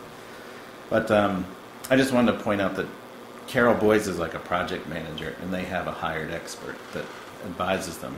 We could have that person come in and explain what isotope testing is and what could be gained, if you wanted to do that at the next meeting. Could I, We know that. one important thing Darrell just pointed out, forget the isotope testing. We need a consultant. Just to look at it Right. from the drinking water point of view, because I don't know that that's been an emphasis for Framingham. Why would it be? No, We don't agreed. have. Well, that was one of the points we've already made to them, both in the letter that the board sent and in the meeting we had with them and in the back hall when we were talking to them. I think this I is think they important understand. enough that we need a consultant, like right now. And I know the MWRA came in once before to talk about water supply just to the downtown area, and it was millions. And that was just out of Natick right down to the middle of town. Forget the whole town. Be a big cost. So, Well, I'm prepared to make a to motion. be risk averse. So, thanks. For consultant, maybe leave, For a consultant. don't define the testing, right? For a consultant to advise us what to do and, if necessary, testing. I want some testing because that's what the guy from DEP said would be the only thing that would change his mind about the level of cleanup at General Chemical. And he basically invited us to do it. He wasn't going to do it. He was pretty clear about that, to me at least. Maybe Chuck will turn that around. Yeah, why don't we wait a couple of weeks to see what, if anything, we get from DEP? You know, the answer may be very clear, but we should be able to have an answer within 2 weeks. All right, I'm going to hold. Okay. Yeah. I'll hold. Give Chuck So a Jamie, you chance. want to put it on in 2 weeks? Yeah. And maybe do a little research between now and then? Yeah, I met with somebody today, and I'm going to meet with the guy in Framingham that is their expert, and just keep talking about it. Just at some point, we need somebody advising us instead of just us picking someone's brain here and there. And I am still struck by the fact that we are protecting a neighborhood that has not really indicated their interest other than, I guess, agreeing to do the test. They haven't shown up, they haven't given us any indication. They're looking for support.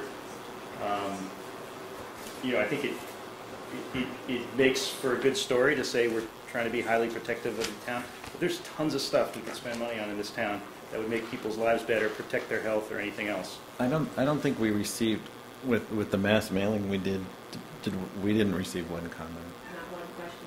Yeah, so, I mean, that's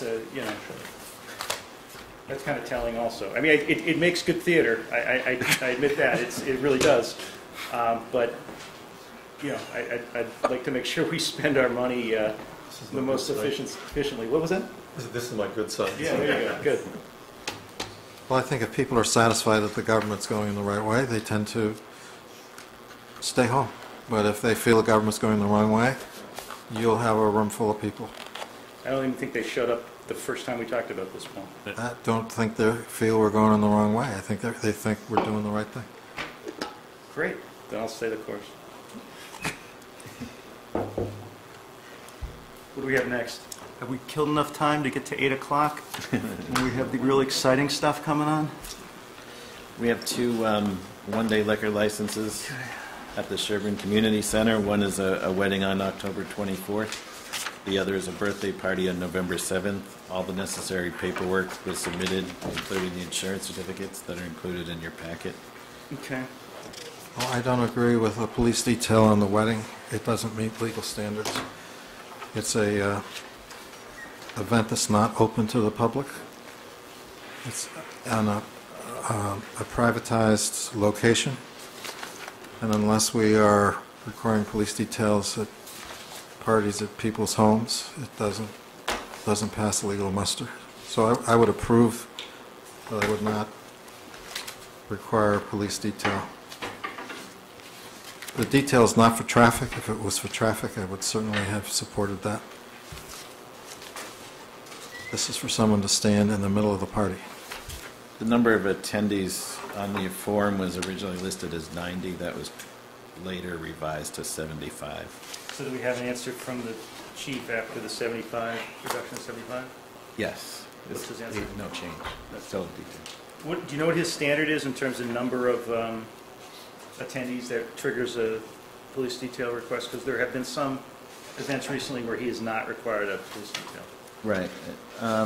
Weddings are red flags, and then the time of the day and the size of the wedding are what makes him decide that. But that's not a legal standard. There's no hard line.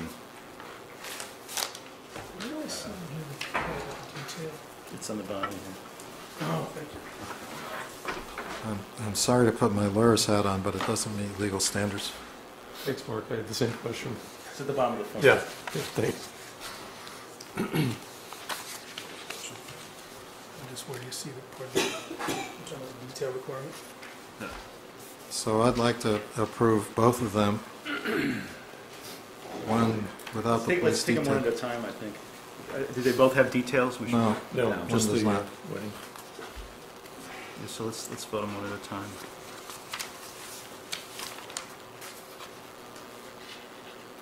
I mean, Paul and I, we've had this discussion before too. My default is to go with what the chief says in terms of public safety. I mean, we have public safety officers for a reason. It's not, his request is not implausible. I mean, you were just talking about the need to reduce risk and the willingness to spend some money to do it. I appreciate that this is a private cost, but they evidently weren't able to convince him they didn't need a police detail for their group, and I don't know why that is. But he's explained to us previously there have been incidents in the past where he's felt that Not he with needed this to have wedding. officers.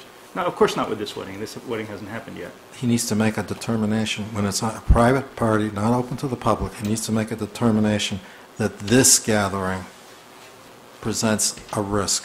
Well, he's not present at any other wedding, and he Well, has not made that determination He's signed that he wants a detail officer. So without an explanation.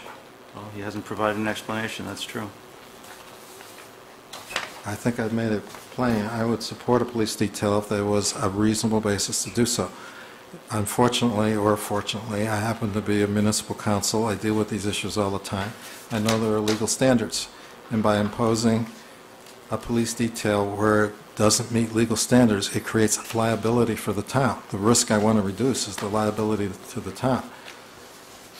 I mean, the chief's not here, he's the expert on it, and we're not going to have time to have him in before this event is held. You know, this one is a 5-hour event, it's a wedding, there's 75 people, it's all alcohol compared to some weddings that are just beer or just, they're serving just beer and wine. This is a full open bar, all alcohol, and I'm sure that weighs into his decision-making. David, there are other issues also with the venue. You want to impose a condition on this? Yeah, there are concerns about that the building commissioner are working through with the Sherborn Community Center about safety concerns, and we will know more on that Monday. So I was just thinking if you wanted to impose a condition that you're approving the liquor license on the approval of the building commissioner prior to the holding of the event. I don't see how we can responsibly let an event take place in a building that the building commissioner has not signed off on. And my understanding is he has asked for certain repairs to be made for safety reasons. They have not been made yet. Right. We've got some type of process going where they're hopefully on track to make those repairs. But to my way of thinking, if they're not made by the time these events are supposed to be held, we should not let these events be held. That's a public safety risk. Okay. That's my view of it. Well, I don't think a determination has been made that there is a public safety risk. All is in the record right now is a structural engineer report that says that it's not a safety risk. But do you want to take the risk of having 90 people in the building? I'm not aware of any report that says there's no risk, Paul. There is a report that said that it's safe for this purpose, but more information was recently provided, and I believe it's being reviewed by the structural engineer.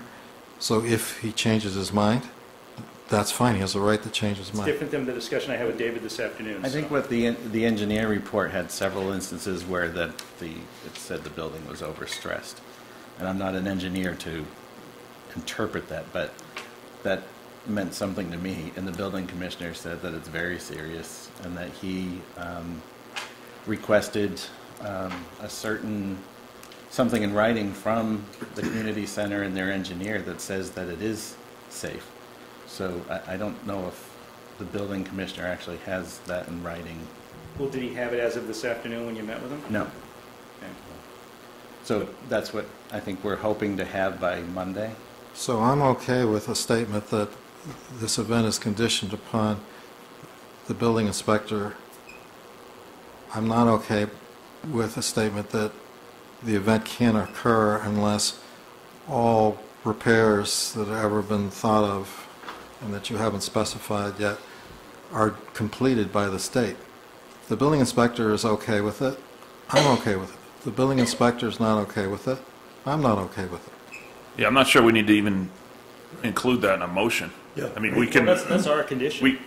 But if the inspector... We could have pour license for every day for the next year. The building inspector can close the building tomorrow. He has the authority to do that regardless of whether they got a one-day pour license. Exactly. It goes without saying that we could give this license, the building gets condemned, and this is null and void. I guess I'm looking at it a different way, which is our building inspector. My understanding is he has asked for certain things to be done. There was a timetable. That timetable was not met. And I want to make this clear, at least as far as I'm concerned, that they need to address the issues to the satisfaction of the building inspector before they're holding any more events in there.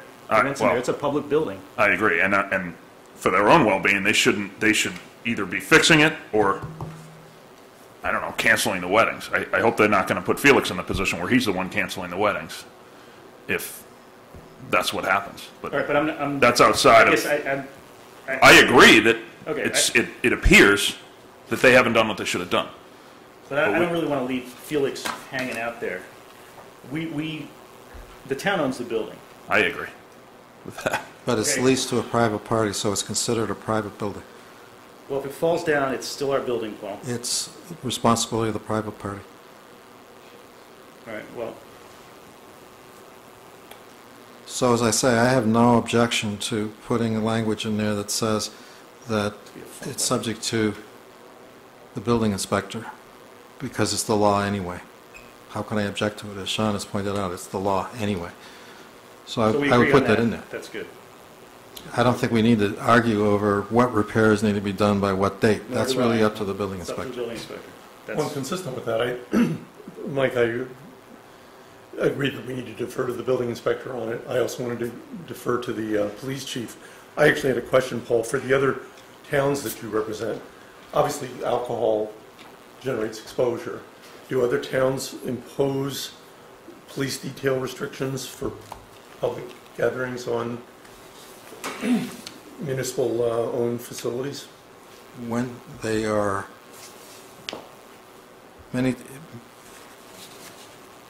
that's a complicated answer. I could write a law review article.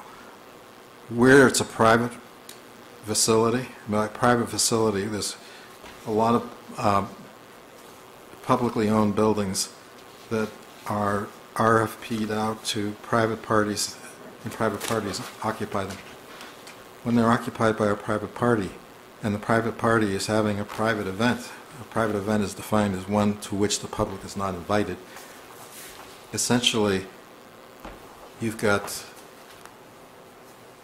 the police have no right to enter to that event without a warrant.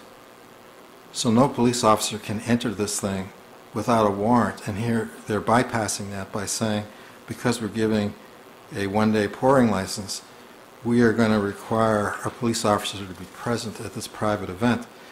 The general standard I would use derives from the standard for a warrant. Is there some probable cause to believe that there will be something going on at a private event that will violate the law?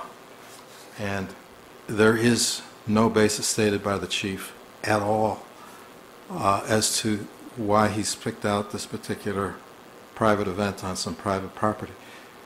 There are also towns who have leased out land for things like restaurants with full liquor licenses. And those restaurants have lots of people, lots of events, and there's no requirement for police details at those things. Like, Mike, you're probably familiar with the Jetties and the concession there. There's a whole restaurant, there's a full bar. This is on Nantucket. There's no police detail required for this service of alcohol 24 hours a day. It's open to the general public and so on. So there are different standards for different ways that things are operated, but this particular event is not a public event because it's not open to the public. It's a closed event. But it is on publicly owned land. I mean, that's the reason why we get the hold harmless. We ask for a hold harmless from anybody using the community center to hold the town harmless from claims, because while we've rented it out, we still own the building. So It's not that we rented it out, it's under a long-term lease. I still... This is the third one of these I've been in now, on a very short time on this board. And can't we just come up with a set of requirements, at which point, and come to agreement at which point a detail is required? I mean, it can't be that hard. I mean, my other issue with this thing is that it runs from 11:30 to 4:30, so we've got 5 hours, right? You can only buy details in 4-hour chunks, I understand. So this person's going to get a bill for 8 hours of detail, when the first hour is presumably a ceremony. You know, I mean, it seems like we ought to be able to really make this process a lot smoother. I think that's something I need to straighten out, is that is the event a wedding, and then the alcohol is only for the reception, or the applications never break the two, but the application is for the whole time frame, which it does span over greater than 4 hours and includes, I'm assuming, the wedding and the reception. They could probably carve out the wedding. Yeah, but I mean, are we going to have spirits? How long is it going to be? What time of day is it going to be? And how many people? And there ought to be a formula, and we don't have to have these long legal conversations every time one of these comes around. Well, I think some places, the chief gave a presentation on that there's, it's all over the map as far as being able to come up with some sort of standards. The presentation was limited to public buildings that are operated by public entities to which the public was invited. Didn't cover the situation where there's a privatized building. Governments are allowed to privatize things. No, And we've done that here. There were a couple of those facilities that were town-owned facilities that were leased out to another operator. I just don't remember which towns they were, but... Where are the cars going to park? One could guess in the parking lot. It's private property. So these people that spend 5 hours drinking in a publicly owned building are going to walk onto private property, get in their car, and drive home. 90 of them, if it's really 90. 75. So the police chief has asked us to sign off on this, and we're going to overrule that. And if someone happens to slam into the side of the Unitarian Church in their car after drinking in a public building for 5 hours, you think we're not liable for that? We are not. Really? But what if he walks past our policeman who lets him go, and then he hits the church? It would seem to me we have more liability in that regard. Right. No, I think you could make the case that the town did its due diligence in having an officer there. Of course you can walk by a police officer and hit something. There would be a long, Mike and I could have an hour debating that. Have had that. We've been present for it. I wanted to add that the police chief didn't provide extra... I mean, we said that he didn't answer this, but he wasn't asked anything other than to write down his requirements. When he puts down, he wants a cop for traffic control, because there are 90 cars coming out of an area, I've always supported that. And I would have no issue with having a detail officer to direct traffic. That's not the request. The request is to have somebody at the wedding. Does it say So, that? yeah, it's not traffic. He puts traffic when he wants traffic. It just says one detail officer. I don't know what it's for.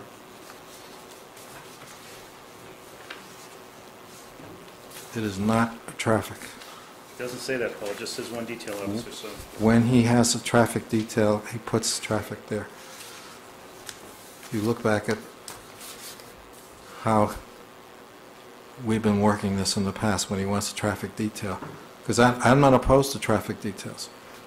I am opposed to people getting married You are with one. their families and their immediate families, and then having a stranger there with a gun, looking over, if they're having communion and they're drinking wine, looking at them to see, I don't think you give our force a lot of credit when you accuse them of stuff like that, Paul. That's really not... That's not fair. I'm not making any accusations. The point is that a police officer has no business in a private event unless there's some cause to believe that there's a need for a police officer there. I know in the events that there has been an officer, I think the first one was uniformed, and then after that they were not uniformed, and we haven't had any complaints. They still have a gun. Events. What's the cost of a 4-hour detail? But do you remember? I'm guessing Chief told us, and I've forgotten. It's 8 hours. $300 or $400. About $400. Yeah. It's For 4 hours? $450, $483 or something like that. For 4 hours, this will be Double that. $900. I'm sorry, it's $45 an hour. 45 an hour? Yeah. So the total event would be around. So 360 Yeah. for 8-hour detail versus 180 for a 4-hour. But one could certainly make the case that we could maybe amend it to say the latter 4 hours and not the first hour. Because if you're agreeing that you need the detail, you may not be agreeing that you need it the first hour of a wedding. It's the clean compromise. Well, it's the last hour that I think you probably need to be looking out for yourself. You're serving alcohol for 5 hours. All right. Did we settle the building thing? Did we what? I mean, right now the building is open, right? It's open for business. Haven't As heard. far as anyone in this room Once the knows. building commissioner closes it, it's available, It's a different issue. Right. right? So They're are we under an asking they're under an order to do certain things, though. Right? I mean, that's. Yeah.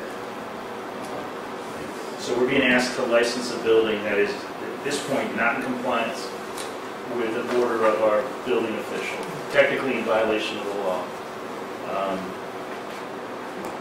They, you know, to their credit, they've met with David. David's done a great job, I think, of trying to bring things together with this. They've made some promises, I understand, to David that they're going to get the building inspector what he needs, and the building inspector will then either sign off on it or not, but if he signs off on it, then we shouldn't have any problem. And I agree with Paul, that's the standard. It's the building official who knows this.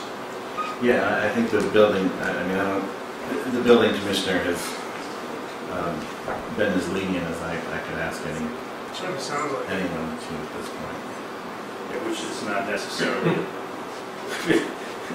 I can understand his sympathies, right, but I'm not sure that that's the direction he should always be moving in. Right. I mean, if there's really, hopefully he's lenient because he's concluding there's not a significant or an imminent public safety issue, but I don't know. That's what we have a building inspector for. Yeah, and that's hopefully he's exercised that judgment. So we're going to look for a positive sign-off on his part that the building is safe, or is a lack of. What David's told me is that the building inspector is has given a deadline, the deadline's been missed. Right. He is now asking for certain information by a new deadline, and depending on what that information says, he's either going to clear the building or he's going to require some stuff to be done before it can be habited. Is that the habit? Yeah, I mean, there's no doubt in my mind if it's not taken care of Monday, if the commissioner doesn't have the assurance, then he will post it as closed. Well, that's a different question, though. He doesn't have the assurance. Is he saying the work has to be done? Well, the work couldn't possibly be No, done. it couldn't be done that quickly, but it is about a week's worth of work. Well, do we put these people on notice that there are these issues in the building that they've decided to bring 90 of their closest relatives into? I think that falls upon the Community Center Foundation. They should absolutely be communicating that. You know, well, to me, if any person can be harmed, I want to protect them. And this is one where I think somebody could be harmed. If you do that, as that condition to your approval, then it's later.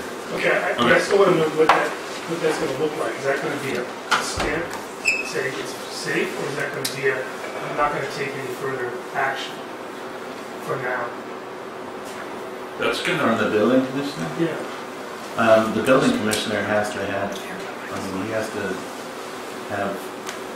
has to see the data from an engineer that says that the building is safe, and he has to agree with that.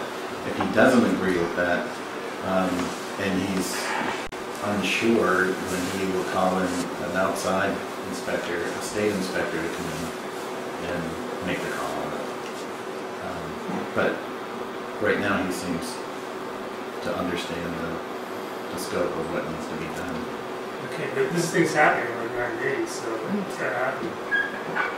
Right. Post haste. Right. Yeah. So it's going to be fixed within 9 days? Is that what you're saying? Felix told me he thought it was about a week of work that would need to be done. What he would expect right now to be done. There's no chance it'll be fixed before. Yeah, so I mean, maybe it's just, maybe I'm being ornery, we'll be okay. Maybe it's just a disconnect here, but we just had a long conversation about a part per billion of some substance that could potentially hurt somebody in their well in a plume that's migrating at, a rate of yards per year. And that was something that we really wanted to protect people from. And now we've got an event going on in the building that the town owns where the building inspector has said it's unsafe and things need to be repaired, and we're willing to let the event go forward before those things are repaired. That's a disconnect for me. I'm not really understanding how that's That's not the issue before us. Well, it is the issue for us, Paul, because we're being asked to sign off on a license, and part of that sign-off is that it's in the facility that's suitable for the event. The sign-off is, do they have alcohol or not? That's what we're being asked to decide. If you vote no, if that's what you're arguing, we vote no on giving them a one-day pouring license. They will have a wedding that has no alcohol. If we vote yes on this, they will have a wedding with alcohol. If they had to evacuate quickly, I'd rather have them sober doing that. So I'd be in favor of no alcohol. The presumption in Massachusetts is that people know how to drink. It's been legal since Prohibition. Definitely not a drink, yes. I received a notification today from the Chris, maybe you can answer some of this. This is good. fire chief. Somebody told me about what's going on in All right, so Chris, we are struggling a little bit with these licenses for a couple of reasons. One is the perennial police detail issue. The other is the status of the building and the enforcement order or whatever it is, the condition by the building inspector and your response to that, and how this is going to get worked out before these buildings are filled with people. Going back to the liquor license process, a couple things. If you could, yeah, sure. We decided a while ago when we went through this, like 3/4 of a year ago, that in general this is not our problem in the sense that our customer and the vendor they're working with, the bartender service or the caterer, is supposed to go through the process of applying for the liquor license. Our event planner has already explained that to our customers. So we don't want to be involved in that because we don't have anything to say. We went through that. We understand the liability. We understand all those issues. Our vendor is supposed to bring liquor license insurance to the table. They did, yeah. That covers some of the things I think Sean was talking about. You know, people doing stupid things, etc. But it's only in our building and it's only on our property. However, the insurance that they bring to the table covers the church, the town, and us. That's all we can do. I mean, this happens everywhere. Our insurance provider basically says, stay out of this. We don't cover you for this kind of liability, so we can't be involved. We can't be involved in pouring liquor. We can't be involved in saying that person's drunk or not drunk, etc. And then we left the police detail issue to be discussed between the vendor, the customer, and your board. And if you feel that there should be a police detail based on the size, etc., that's your prerogative, not ours. And we fully understand that. And we've tried to tell the customer that up front, that the risk is they might have to pay for a police detail. Does That's a very good approach from my standpoint. I think that's great, and I think that's a ton of progress since when we first started with this because, you know, you've got a path that you're on that makes sense to me. I just want to clarify one thing. The insurance policy does not name the church as an additional insured. It's the community center and the town of Sherborn are the additional. Basically, the town of Sherborn supposed to be the church too. So if it isn't, then send it back. We have to cover all three. That parking lot belongs to the church. The minute a vendor sets forth in the parking lot, they're on the church property. Neither of these two certificates of liability have the church named as an additional I'm not insured. sure other ones in the past that I've seen. I don't recall seeing the church. It's in the contract. Okay. We have, the contract they signed states all three parties. I don't know if they may provide a separate certificate to the church. Directly to the church. I'll find out from our event plan, but I thought in general they should name all three on the same certificate, I would think. What's And you guys are the lawyers, and, because we've had other vendors working here, and we have to have all these things. That makes sense. So on the other issue, the sort of the status, I mean, I hate to put you on the spot, but if you can, because it's come up and... Can I go home now? On the building, we're working right now with Felix. The issue is the fire department and the building inspector both believe the building's unsafe. The engineer that's primarily on the record right now is Verizon's engineer, and they believe it's safe. So Felix has the building inspectors asked us to get him a letter stating in the short run that the building is safe. So we're running around right now, hopefully have it done by the end of tomorrow, that the building is safe. But you had a consulting engineer report of some kind. The consultant's engineer is saying no, but he also won't work for us. He doesn't want to be the engineer of record. We just had a conference call with him again today. He said, no, it's Verizon's responsibility. So that's where I come in and say we're caught between a rock and a hard place. I expected that engineer to override Verizon. He won't. He doesn't want, it's back to everybody doesn't want liability. He seems to think there's a liability that he doesn't want to assume. Is there some program for fixing what the problem is, regardless of what engineering report you get in the short run? Is there a program and a plan to just... Well, so the first step is to get the letter to satisfy Felix. And the second step at the same time is to get Verizon finish the engineering for the whole app. And we think it can be done very short, like within a couple days. And our construction contractor is already on call and should be able to come in and do it within 1 to 2 days. Because the actual work is just carpentry. It's not, major like steel struts or something like that. It's carpentry.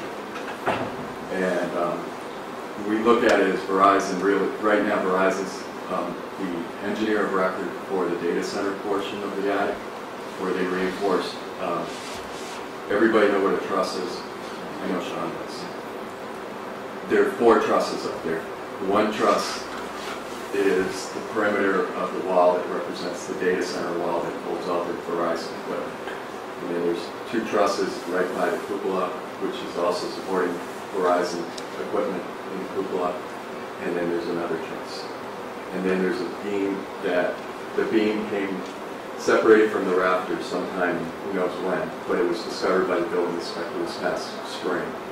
It's separated about a foot like this from the rafter. So you got a beam that's, say, 40 feet long, and this portion right here is separate from the rafter, which is what set off the building inspector and said, I noticed this, we got to fix this. So at that point in the spring of this current year, we hired an engineer, and then I won't go through all the gory details, but that engineer said he's the one who discovered that 4 trusses weren't reinforced. So we went back to Verizon and said, well, you got to fix the data center truss. But really, Verizon needs to fix them all, because they're the ones who put extra weight in the attic. In terms of extra weight, Chris, I know Mark is aware of this. The library, during the construction phase, has been talking about moving to the community center with microfiche, nice and light, and lots of books. Well, very heavy. So are you looking at those load factors? Not yet, but coincidentally, the chairman of the library told me today. Everything happened. And that the chairman basically trying to give me guidance on when they think they have to move in. We made a preliminary agreement with them last spring that we think we can accommodate them and put them in the building for at least a year. And they've asked, they want to put some of their stacks in there. And I told them, most likely if we do that, it's only going on the first floor. It's not going on the second. But their engineers are going to come in and look at it. So they're going to do another analysis below the attic. Right now we're talking about the attic and its support primarily of the floor of the attic and the roof. The engineers for the library are going to come in and determine whether either the first floor or the second floor, and I prefer the first floor, can hold some of the library books. And then we will make an agreement with them to hopefully they'll move in and we'll be out of commission as a probably an event space for at least a year while the library is rebuilt. Okay. That's helpful. Thank you, Chris. Do we have any questions for Chris? No? All right, thanks for coming down. Hey, Sean, have a question? Oh, you did, Sean? You have a question? Chris, do you think, hang on, Sure. do you think Verizon's going to take over engineering the whole attic? Are they being receptive to that? Yeah, oh yeah, I was just on the phone late today. The way Verizon is structured is Verizon has a real estate manager, and then they outsource their engineering, They outsource the construction supervision, and they have a construction supervision consulting company. I've been in contact with them over the summer at various times, and I was in touch with them today. They understand the urgency of it. They want to make good. They know they screwed up in 2003, and so they want to make sure everything gets done. And we're trying to pinpoint exactly how long it will take. But I was on the phone at the end of the day. I'll find out tomorrow morning. Because the consulting contractor basically is talking to the engineer for Verizon, who's another consultant. Everybody's trying to get their ducks in line. Right? But they're willing to look at the whole envelope, not just because they're the ones who brought in the extra weight, and the extra weight really goes across 2/3 of the attic. The cupola has maybe 1,000 pounds, and then the data center. Is there that much up in there? 1,000 or maybe a little less, because they're transmission dishes. So the same ones you see on cell tower are in the attic. And there's, I think, 4 of those. And then the data center is where most of the weight is. That's the transmission equipment they need. And it's also the backup batteries, which take up a lot of weight. And then, so you really have 3 trusses that are their responsibility out of 4. So I should be able to get them to do all 4 and give me a solution for the beam. Because none of this would have happened if Verizon had done their homework back in 2003 when they entered the contract. Agreed. Right.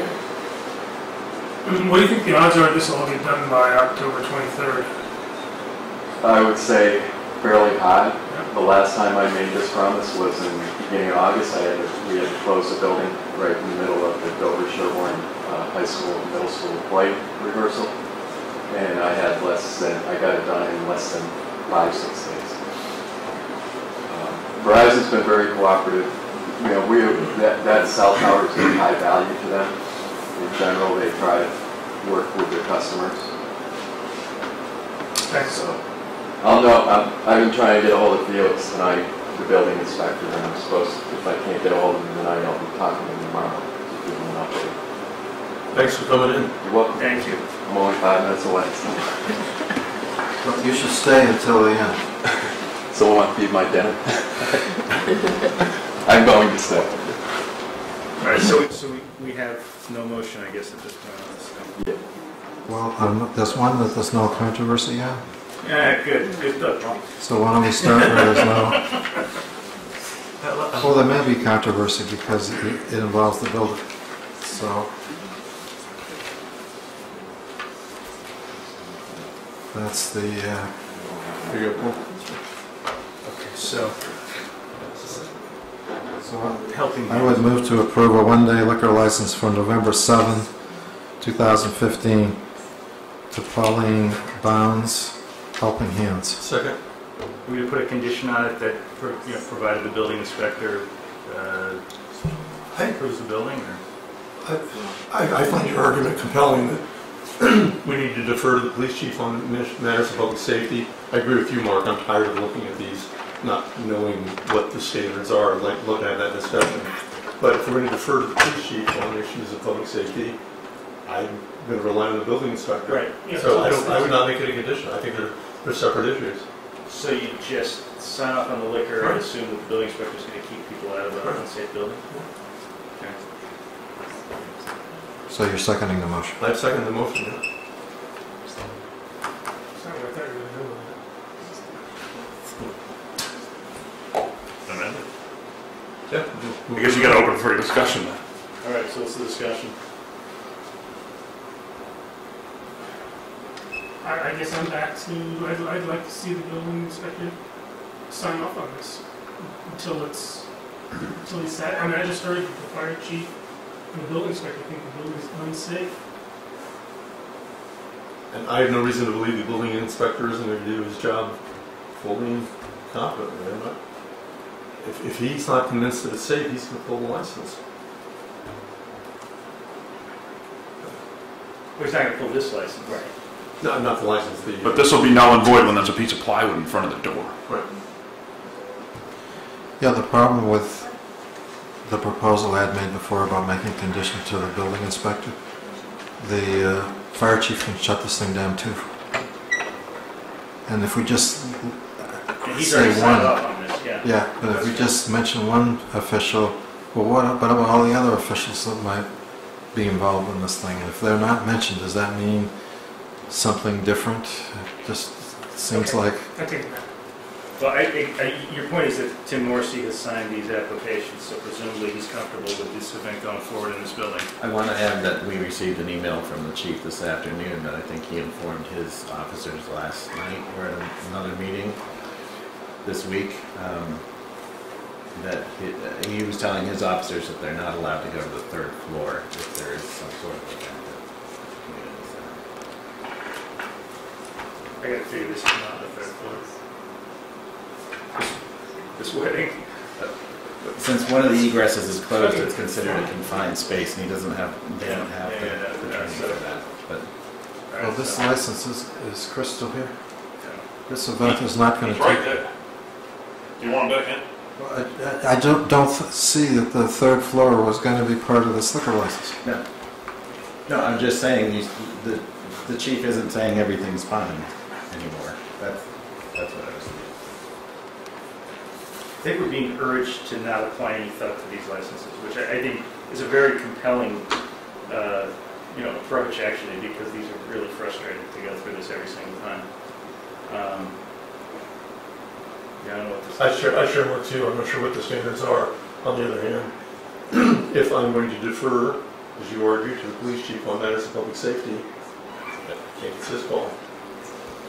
The problem is we didn't give this to the building inspector to sign off on, Chuck. That's the difference between referring to Rick. And so what I was thinking was we want to have Felix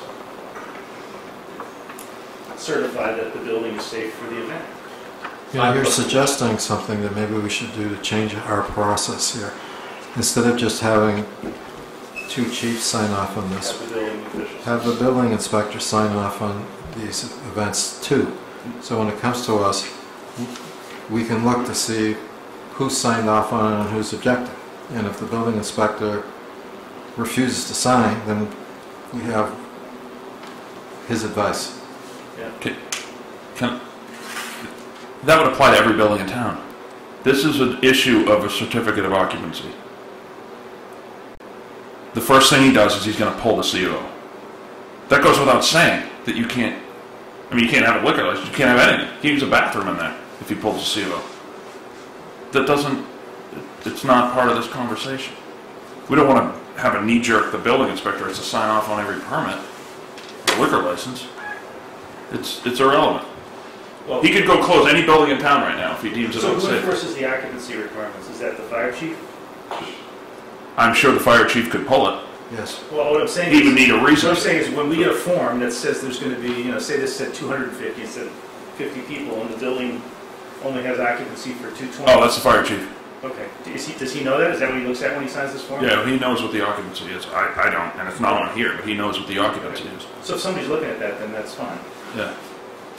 And this extraordinary case is outside. At any point something could happen to that building, and Felix has the legal authority to close it, regardless of us signing for liquor licenses.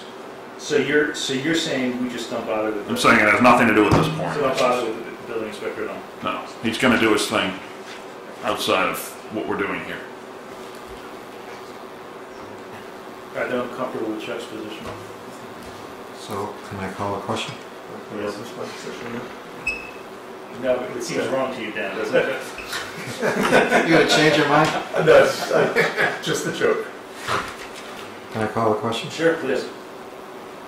So you have a motion to just approve, no conditions, and it was seconded? Right. All right, all in favor? Okay, good, we got one done. Wow. And on the other one, I want to approve the second one for this wedding, but not with any conditions. Same thing. Same motion as the other. Call that a requirement, not a condition, because it's called requirement on the form. So you're moving it without the requirement of a police detail? Correct. So is there a second on that motion? No second. Okay, do we have another motion? I move to vote to approve a one-day liquor license for October 24th, 2015 to Star Kelly Special Occasions Servers, as submitted. Second. All right, move to second. Any further discussion? You want to go on record, Paul, on this? I guess you're pretty much already on record on this one. Yes, as I said, it doesn't meet the legal standards for a police detail. Creates liability for the town to impose police details on a non-legal basis. And therefore, I can't support that piece of it. But I do support the liquor license for this wedding. I don't think the wedding should be denied a liquor license. Okay. So it's been moved and seconded. All in favor of Chuck's motion? It is Chuck's motion. Yeah. Yeah. Okay, opposed? Abstained? Abstain because I want them to have a liquor license, but I can't support the police detail. Yeah, that's... But you should convey to the chief if he wants my support for a police detail, he should justify it. We've never asked for it, like I said, but we can start asking. Well, we've sort of asked for it, David. I mean, I don't think that's fair to Paul. Paul has asked for that before, pretty much every time.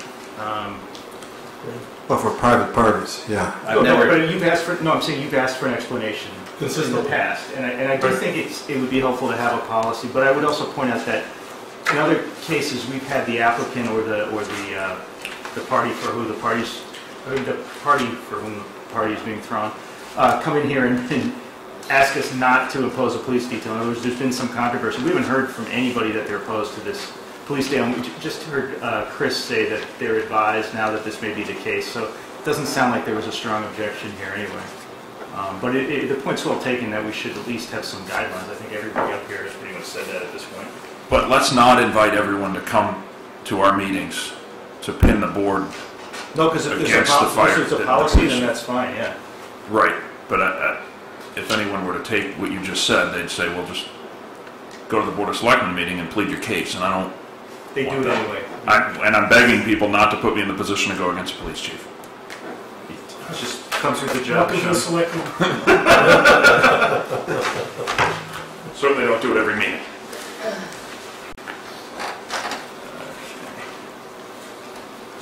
Want to go to the health insurance since we're please. Closer to 8.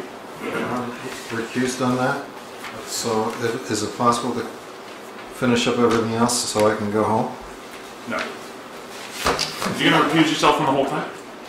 And health insurance, yeah, because I got a lot of conflicts here. I'm part of the state administration that runs the GIC. I'm on the board of directors of the company that runs MIIA, so they're a subsidiary. I'm one of the authors of the legislation that you're talking about adopting. I got a lot of things that I'm not comfortable with. Yeah, so if we criticize the legislation, it's better to have him out of the room. Yeah, that's true. So Paul, let's get the next meeting on the agenda while you're here. It is. At least. It's the 29th of October, right? Everybody's okay with that one? All right. At 6 p.m. Was there anything else that you think is going to be controversial that you want to weigh in on here, Paul, that we should get to? Because I don't want to hold up our guests too long either. There are guests on the insurance issue. You've got a financial report and a town budget development that I'd like to participate in, and you've got the town administrator's report.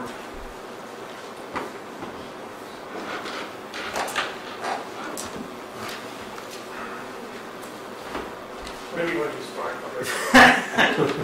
You have the health insurance options update as the last item on the agenda. I know. It's going to take an hour to do 2 liquor licenses. So can't we just keep it the same order, and that way I can leave after item 8 and then. I'll just leave it to the board's discretion. I'm fine doing that. I don't care. It's just I appreciate your tolerance on that. But we've got a request up here to do that.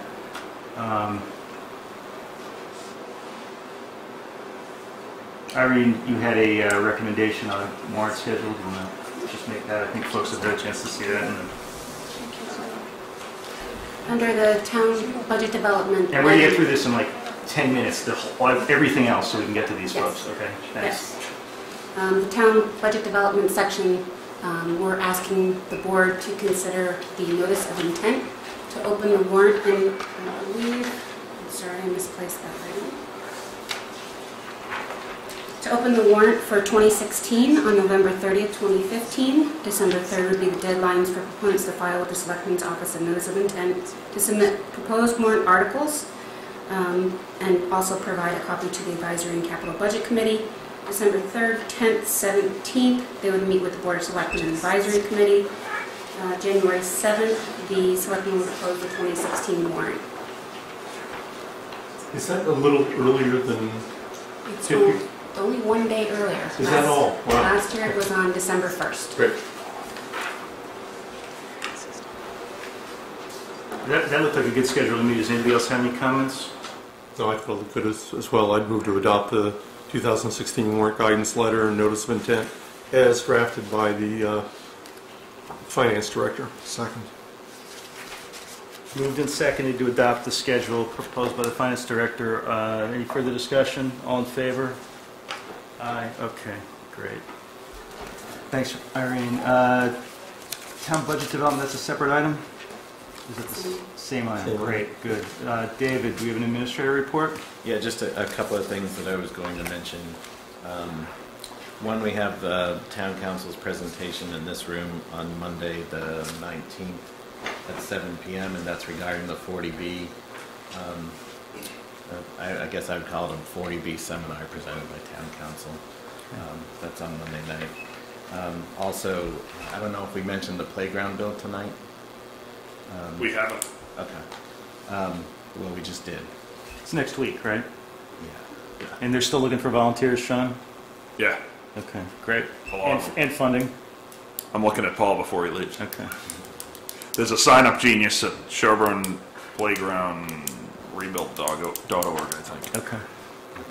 And then just a quick update on the cell tower. We've worked out the lease issues with the SBA, which is the Brush Hill cell tower. So I'll be bringing that back to you soon for an amendment. And then the tower is up. If people haven't seen it, they can swing by and see it. The tower's up. It's disguised as a tree. And the base building is now being constructed to put all the communications equipment in. So that's Great. Thanks. Any selectmen reports? Well, just a question on that. I thought the top 5 feet or so were not done yet because they were waiting for additional equipment. Yeah, that's true. So there'll be more branches or whatever up at the very tip. Right. It's they're reporting that it's going to be a while before they put the top branches on because they're waiting for equipment from Verizon. Okay, good. Any selectmen reports? I could just, I guess I could point out a couple of letters. David, we didn't announce this the last time, the Sustainable Materials Recovery Program grant. Has that been announced? Yeah. Okay, so I have a letter here that congratulates the town on being awarded $2,300 from the Sustainable Materials Recovery Program grant. I think, is this something Carol had mentioned to us before? Yeah, I think she did mention it to us. This is the official letter. Did we vote to accept it? No, I think we've got to put it on our, we voted to accept it when Carol told us about it, right? I think you did. Yeah, so I don't think we have to formally accept it. Okay. And Carol has been, she's the contact on this, so she's the one who's charged with signing things and accepting the grant, I guess, pursuant to our vote. And then this is a letter I also got from MassDOT concerning not salting in the vicinity of railroad tracks. The reason for this is that the combination of road salt and fresh or melting snow creates a conductive solution that causes a short circuit between the rails of the tracks. As a result, the gates lower, the lights flash, and the warning bells ring until the problem is corrected. So hopefully Ed is aware of this and yes, I made won't sure you salt. had a copy of it. Great. And there's no chance we're going to do that. That's a ludicrous request. They must have to find some better scientific way to keep the lights working. If that's their response to our lights constantly going off every morning, that's absurd. You can't plow across the railroad tracks. You have to pick the plow up. So the only way to get the snow off, instead of having people careen off of 27 through downtown, is salt it. Sorry. I hear you. I'm just the messenger, Sean. You've just been shot. Okay, good. We have a warrant here, payroll warrant. Can we get a motion to approve? This is for the TS. Okay, second. All in favor? Great. All right, and now I think that's it. We're up to the health insurance update. We have minutes. Okay. September 2nd, 2015. Do we have a motion to approve the 2nd and the 15th? Second. Okay. Any further discussion of those? Excellent. These are terrific minutes. They are. They're good. These are very good. And you're caught up, which is really impressive, so thank you. Okay, all in favor of the minutes? Great, good. We're going to hold on the workshops because that's something we don't have to discuss tonight. That was a filler in case we couldn't find anything to do between 7 and 7:20 and 8 o'clock. All right, good. We didn't realize we had 2 liquor licenses. And now we're up to the health insurance options update, and thank you for your patience on that. Were we waiting for Dana too, or? No, okay, all right. That was the reason it was at 8, I guess, where some people had conflicts, including her, but we're all good. You did too. Okay, great. Well, thank you. Thanks for coming. Irene is going to make a short presentation, I guess, to start this off. Each month we've been providing a update on where we're at with reviewing health insurance. This was something that the town administrator and I were charged with early in February. So this is just an update of where we're at today. The question we're often asked is, why is Sherborn currently looking at health insurance? And what this chart displays is from 2008 to 2016, we've seen dramatic increases in health insurance. In fiscal year 2012, that's when the rate saver was introduced, and we saw a decline. But you can see that it actually is starting to increase again.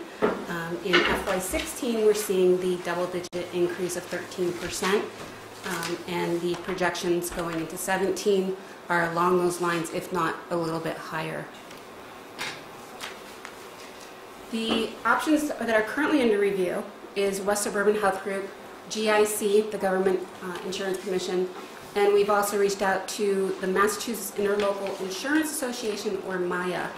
The other 2 options that we had reviewed, being self-insured or fully insured, were ruled out early by our healthcare consultant as not viable for Sherborn due to our population size of enrollees.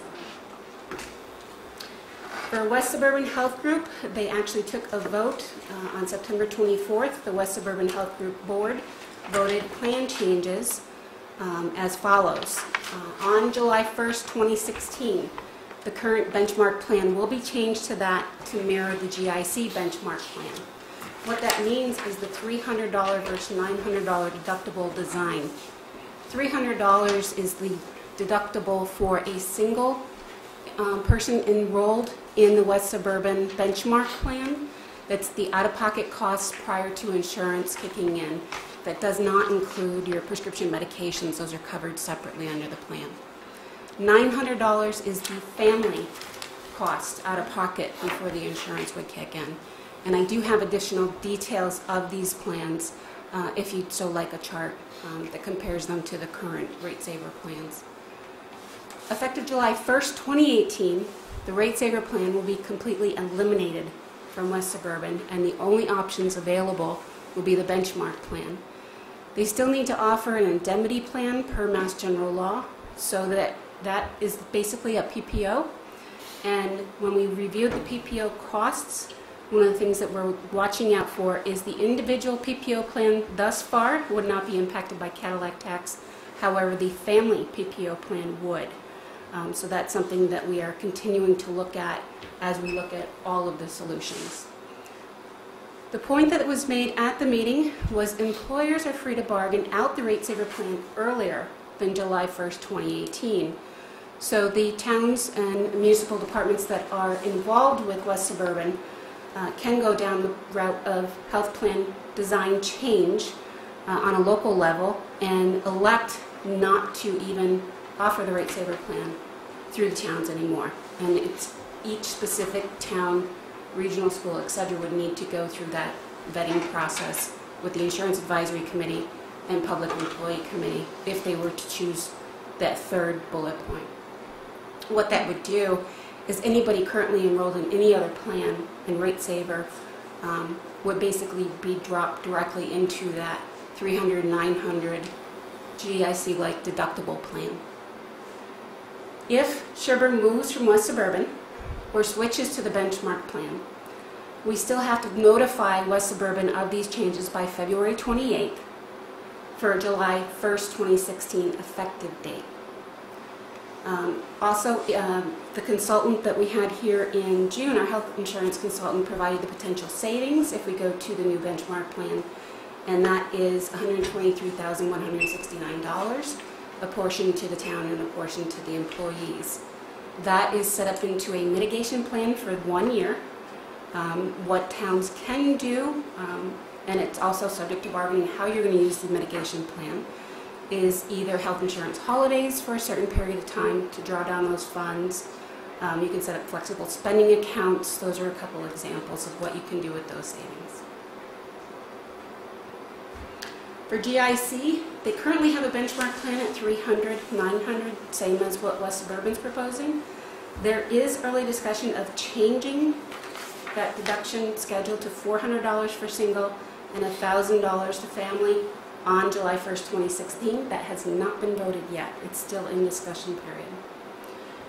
If the town chooses to move to GIC, we would need to notify by December 1st for July 1st effective date. Being that we're really closing in on that deadline, the second enrollment period would be a notification of May 31st for a January 1st enrollment period. If we move to GIC, the estimated savings is $200,486. Very quick question, or would you rather wait till the end? The split on the GIC is, if I've run the numbers correctly, is about 63.5% to the town, 36.5% to the employees. The previous slide, it was a 70-30 split. I must be missing something because I would have assumed that split would have been the same no matter which plan it was. I can run that through our health insurance consultant that ran those figures. It could be based on premium. And the allocation of payment of cost between the town and the employee is not going to vary based on the plan, is it?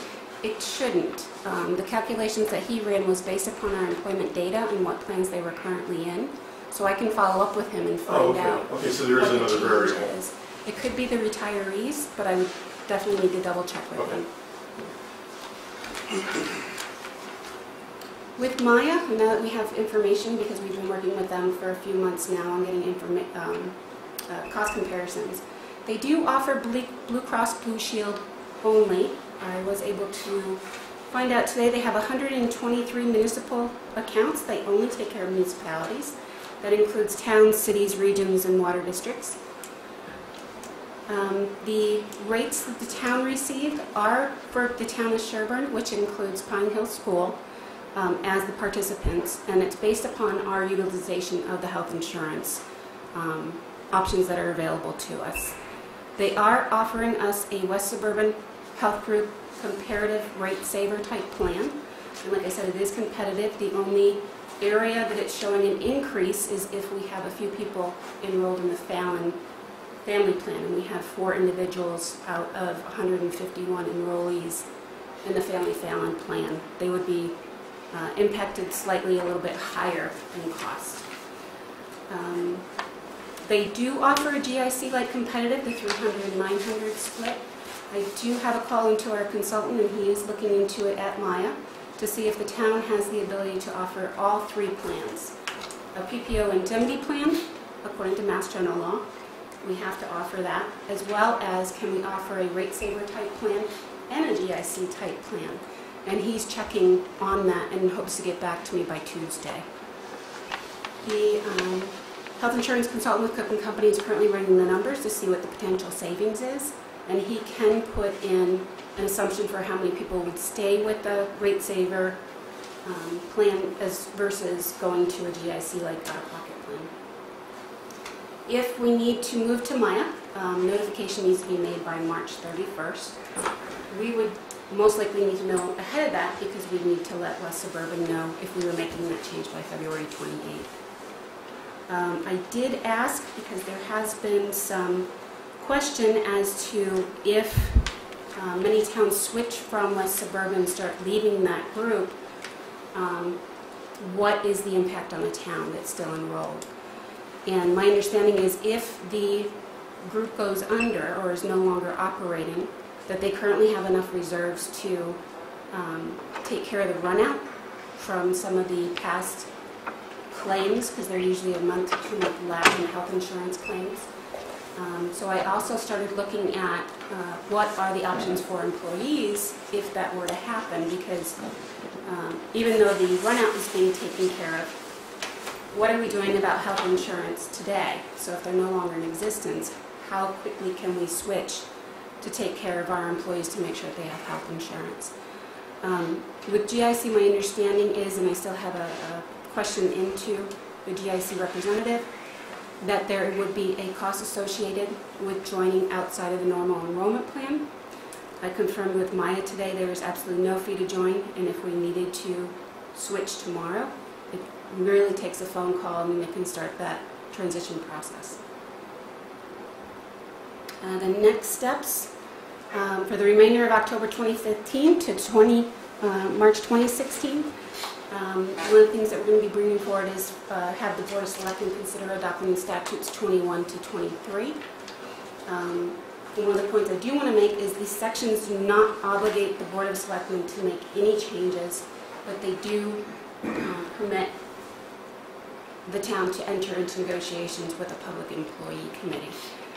This does not stop an insurance advisory committee. An insurance advisory committee is a normal function within a town to discuss changes in the healthcare climate. So it doesn't prohibit the insurance advisory committee meetings, which are public. The public employee committees, however, are not open to the public. I should have the potential savings provided with our option with Maya within the next 2 to 3 weeks. We'll begin to review options with the Health Insurance Advisory Committee within the next 2 to 3 weeks. I still have a few members that are joining, and we're at this point collaborating on dates to see when it would work for people, what time works for everyone, etc. And then I'll continue to bring forward updates to the Board of Selectmen, perhaps with an Insurance Advisory Committee member or on their behalf, pretty much each month as we go through the process. And then I can answer any questions you may have.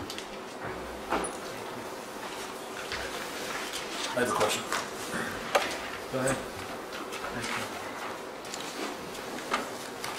Have you fulfilled the membership of the Insurance Advisory Committee? We're still waiting on 2 more members to join. However, I have confirmed with Town Council that we don't need to delay the Insurance Advisory Committee meeting until those 2 members join. We can actually start meeting as soon as I can refine some dates with the existing group.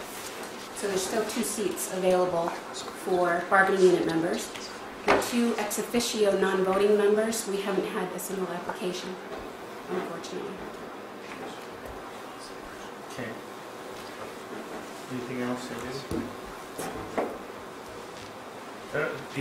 We did ask if the folks from the schools wanted to come in, and I know you had a meeting last week, and there were some, I guess, discussions, concerns, whatever, and we wanted to make sure you were here to hear this, so the communication flow was clear and everybody knew where everybody was coming from on this. But we would like to hear, concerns or questions or issues that you might have, so we can take those into account and understand, because I think to some extent we are all in this very much together in terms of the different plans. Is that something you want to? That's great, thank you. Yeah, oh please, that's great, thanks very much.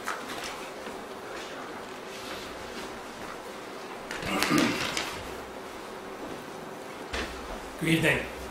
My name is Bill McAuliffe, and I'm the interim superintendent of schools. And it's my pleasure to be here tonight. Thank you for the opportunity to make some comments regarding the health insurance issue. And I'm here on behalf of the Sherborn School Committee, the Dover School Committee, and the Regional District School Committee. And I'm going to refer to some notes as I go through this, and my comments will not be long. Employee health insurance is certainly an important and critical issue for the boards of selectmen, our 3 school committees, our employees, and for the residents of the 2 communities. And it's an important and critical issue for many, many reasons. And of course, one of those reasons is the cost of providing this insurance for our employees. I can assure you that our employees understand and recognize the importance of their health insurance benefit, as well as the role it plays in relationship to the notion or concept, if you will, of total compensation. And as a result, our employees do have a keen interest in both plan design and the cost of this benefit.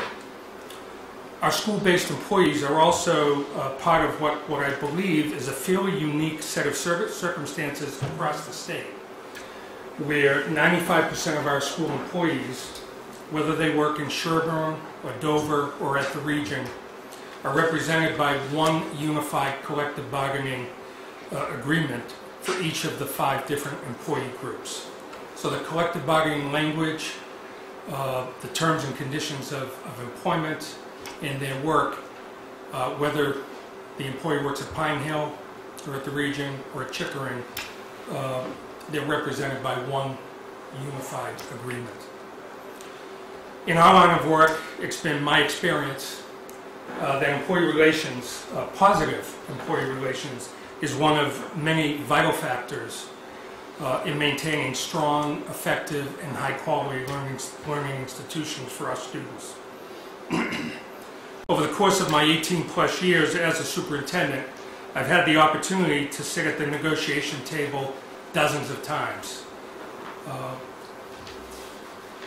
Not that that would be my first choice in my role as a superintendent, but literally dozens of times. And I've observed that over those times, that the dynamic that plays out between school committees and bargaining units is typically a dynamic that is sensitive, delicate, at times defensive, and even antagonistic at times. And I've also observed as a result of these that occasionally this dynamic can sometimes produce negative employee-employee relations that have a carryover effect beyond negotiations. However, it appears to me that at DS, at Dover Sherborn, there's a history of interest-based bargaining where a majority of issues are explored, discussed, worked through, and settled in a collaborative manner. And in terms of maintaining positive employee-employee relations, that has proven to be a successful process for Sherborn, Dover, and the region. I do want to commend this board and through the board the town officials who have worked hard on this issue over the last number of months. And Irene, I think your update was well done, and it was good for us to see that. Thank you. So for me, the point I'd like to really drive home is that the notion of taking on what could prove to be a divisive employee-employer issue, changes in employee health insurance, and working through this issue in a collaborative approach has the potential, in my opinion, and through my years of experience, of accomplishing goals of combating runaway health insurance costs, but doing so in a manner that would certainly be a most desirable outcome as a way to address this serious and critical issue. And then one last point, as we were looking at the update, and I'm sure you all are very well aware of this, but it is important to note that when the different options are cost out and the savings are identified, and you note that there's a savings to employees. It's really important because, and I've experienced this over the last 8 years, 3 different times in my previous work. The cost of the premiums, which is what that reflects, those savings reflects, certainly there's a reduced cost.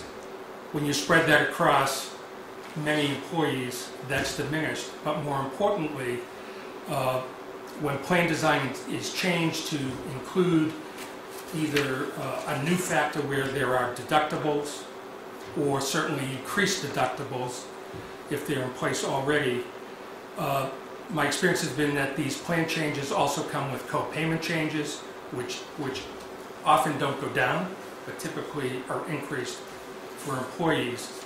The net savings to employees does not pan out, and in fact, there are additional costs beyond what employees are experiencing currently that they do have to take on. Thank you very much. Thank you. Is that an issue, that last issue, one that the insurance consultant can help us gauge, the cost effects that are not premium-based cost effects? The consultant gives reports on the out-of-pocket, the overall out-of-pocket expense. So those numbers weren't out-of-pocket, or were they? The 300, 900 is the initial out-of-pocket, and then I'm talking about your total cost savings. the total cost savings is the difference in the premium. In the premium, right.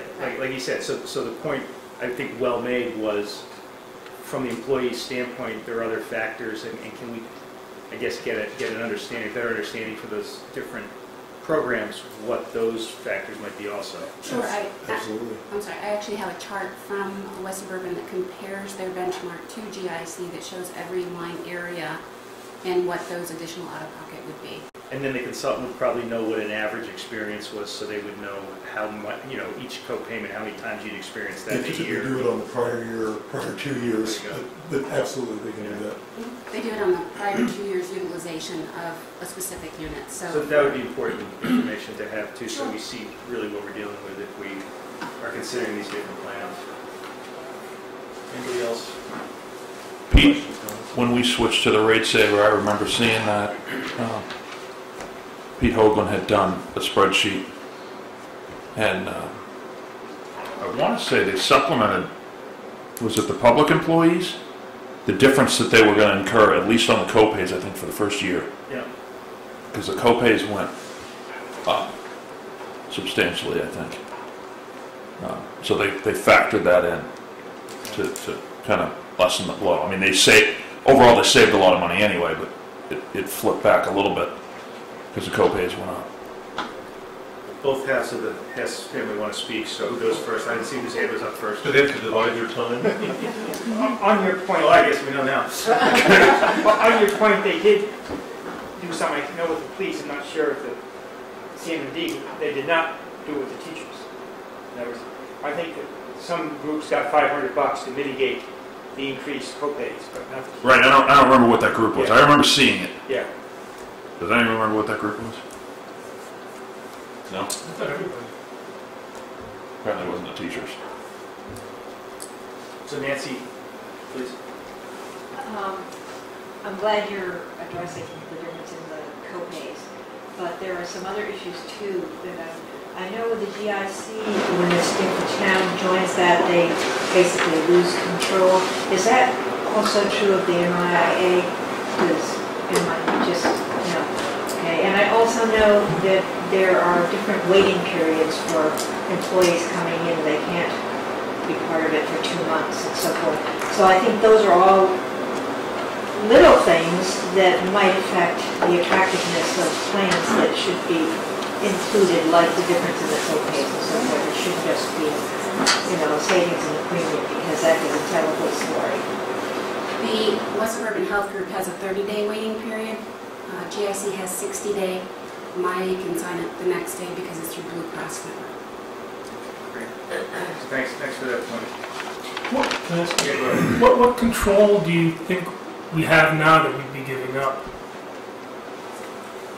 You're asking me?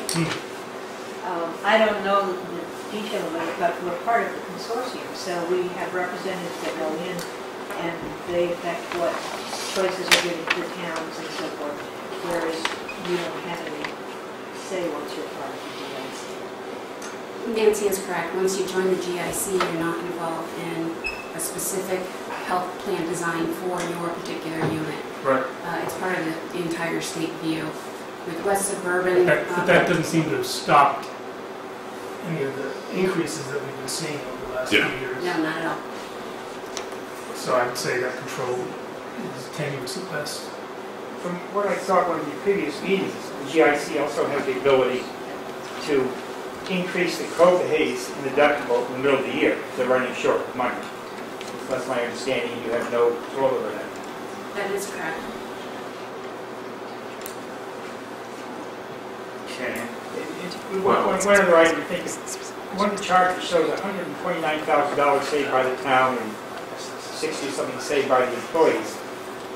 The amount being paid out for services to the vendors will basically be the same or a little bit more. So if the town is saving $129,000, the employees are paying $129,000 more. Absolutely, that's the way it works, because if they're still going to get the $1 million worth of services, and whatever happens to be, but that's how much more that collectively they will pay. That's an interesting world we live in. Yeah. It's insurance. You just pay for what you pay for. I don't think that number is an exact correlation of the town saved it and the employee pays for it. That's not true. Well, I disagree. Well, first of all, it's all hypothetical. It's insurance. You don't know exactly what you're going to use. But those were savings, and those were savings on the premiums. Exactly. Right. So you don't know 100% that you're going to end up in the hospital and use your full deductible and use your copays and everything else. There's no way to know that. Not individually, but collectively, whatever you're going to pay out the year before, say if you paid out the same amount, you're going to collect the same amount of money. So if the town is paying $129 less, someone's coming up to the $129,000. If we paid the same every year, we wouldn't be here talking about it. I know. But what I mean is this isn't going to be the same. For the employees, it's going to be $129,000 more. I can't follow your math. Well, It's interesting, though. Frank, I mean, part of it also, right, is what the insurance company's costs are, too. I mean, it's not, and what they pay providers and what providers they're willing to pay. And, I mean, there's lots of different factors that go into how an insurance company makes money and what they charge us for premiums and things. Nancy? My understanding is that the GIC has been subsidized by the state for some time, and I know a while back they were talking about pulling some of that subsidy. Is anyone looking into that and what that will do to affect the cost of the GIC ultimately? That was one of the things I remember Irene speaking about the last time she made a presentation on that. That was a big unknown at that point, right? Correct. What the GIC experience has shown is, in prior years, has shown about a 4% increase each year, pretty steady as it was subsidized. In the past year, it saw an 8 to 10% increase, and we're probably still going to see the double-digit increases going forward with the GIC as the subsidy is reduced and the full premiums that are brought in make it self-supporting as a program. Does it matter to be even talking about GIC right now? Isn't it gone? GIC? The deadline already passed, did it not? Well, I shouldn't say that. No, We're not going to make the deadline for this year to make the There's still GIC. a second enrollment period that we could For apply January for. of the following year. Correct. Following year. That would be mid-year for FY17. Are we analyzing numbers that apply to January of 2017? Yes. Are we sure about The that? health insurance agent or consultant is using estimates based upon industry trends for increases. Okay.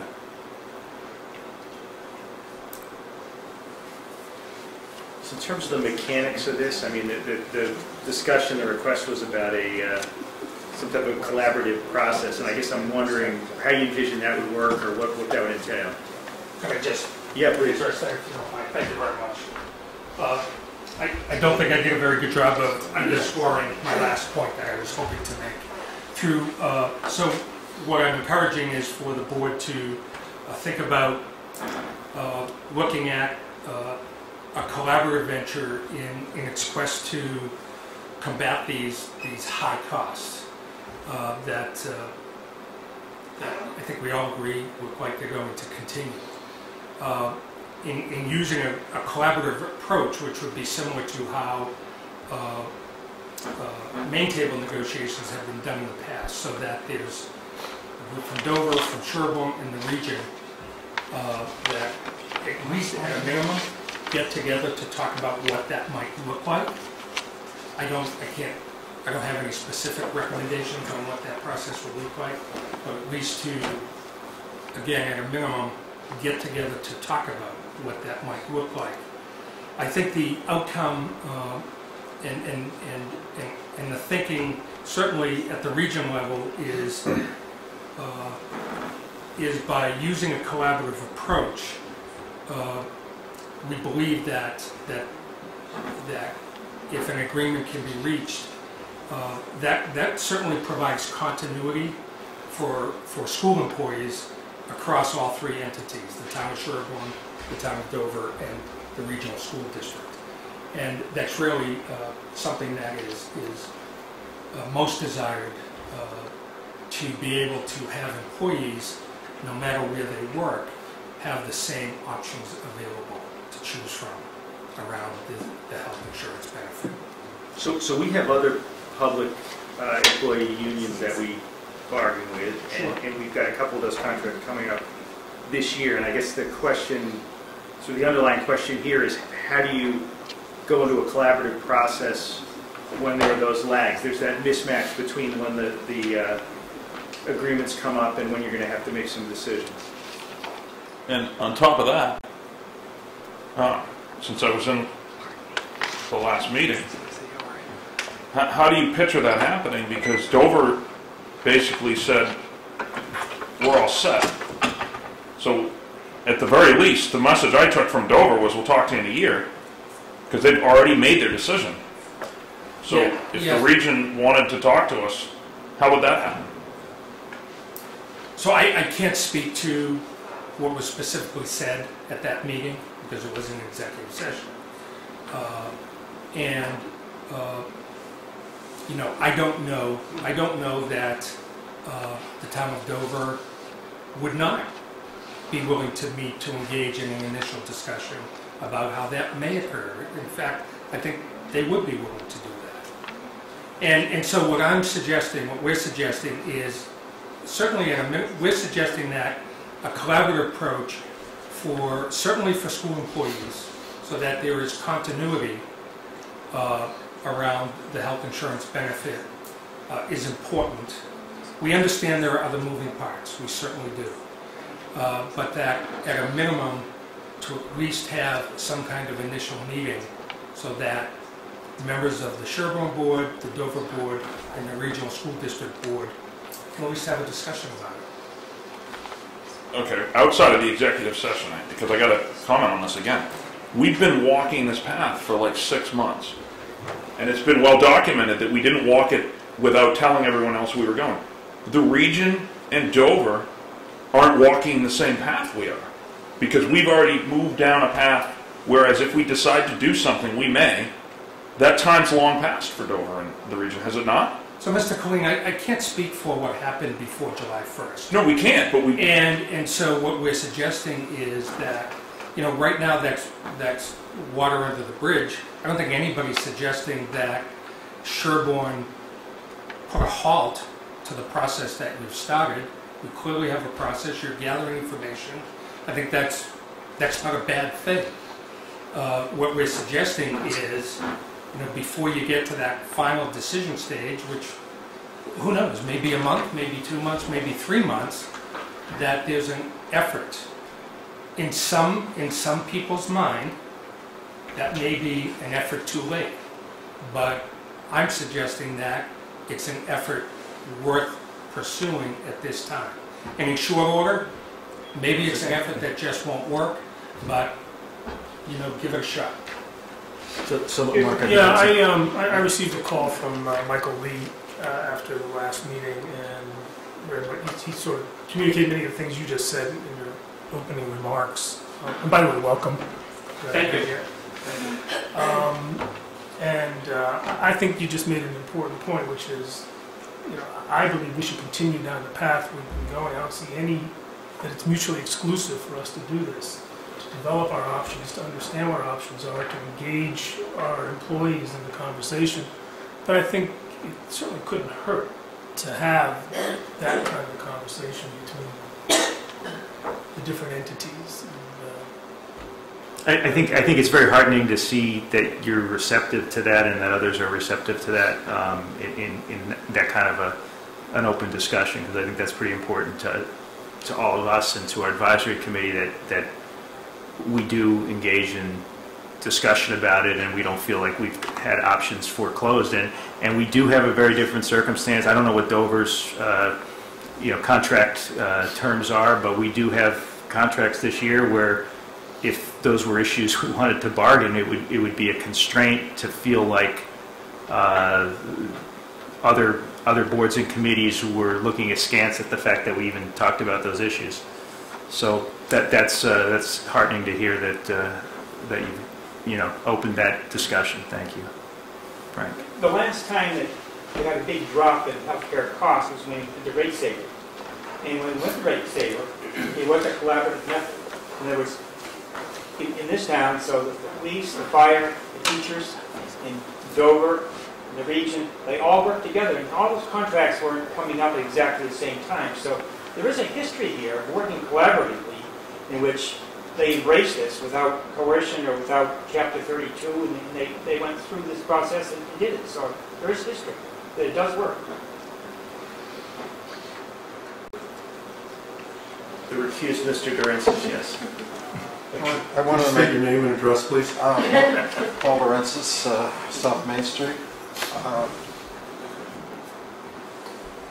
You can't make changes in health insurance without all employees. So the town employees and the school employees have to be part of it. And what I, as a lawyer, hear with the words collaborative means do it through collective bargaining. Don't do it through the statutory process that allows the changes to be made, notwithstanding collective bargaining. And the presentation that I heard has a lot of the acceptance of the statute and following that process. If you follow the statutory process, there are no deadlines. There are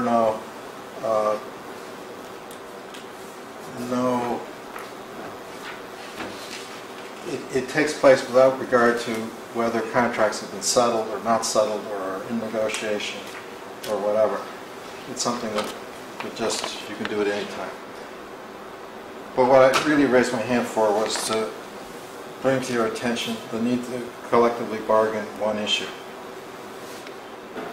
There is this thing called the Affordable Care Act, otherwise known as Obamacare.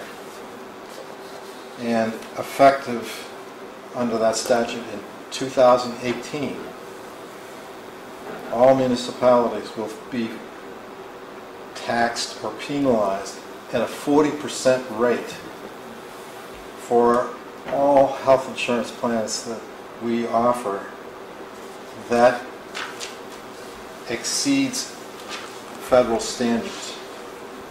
Because healthcare is most expensive in the nation in Massachusetts,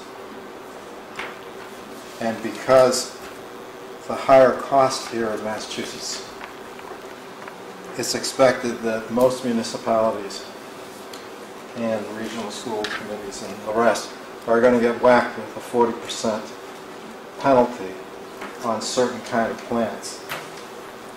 So because that is in 2018 and typical collective bargaining agreements go for 3 years, the advice that the Massachusetts Municipal Association is giving to all communities is you've got to collectively bargain this away. And if you don't collectively bargain it away, you're going to get stuck with it. So the question is, do we have any plans that are called Cadillac plans that will be subject to this? But when you measure those plans, they're going to be measured as of 2018. So you're going to figure in 3 years of cost increases. didn't bring with me the numbers, but one of the numbers is plans that cost more than $10,200 a year would be considered is one category of plans. The family plan, I think, is like 25,000 or some number like that.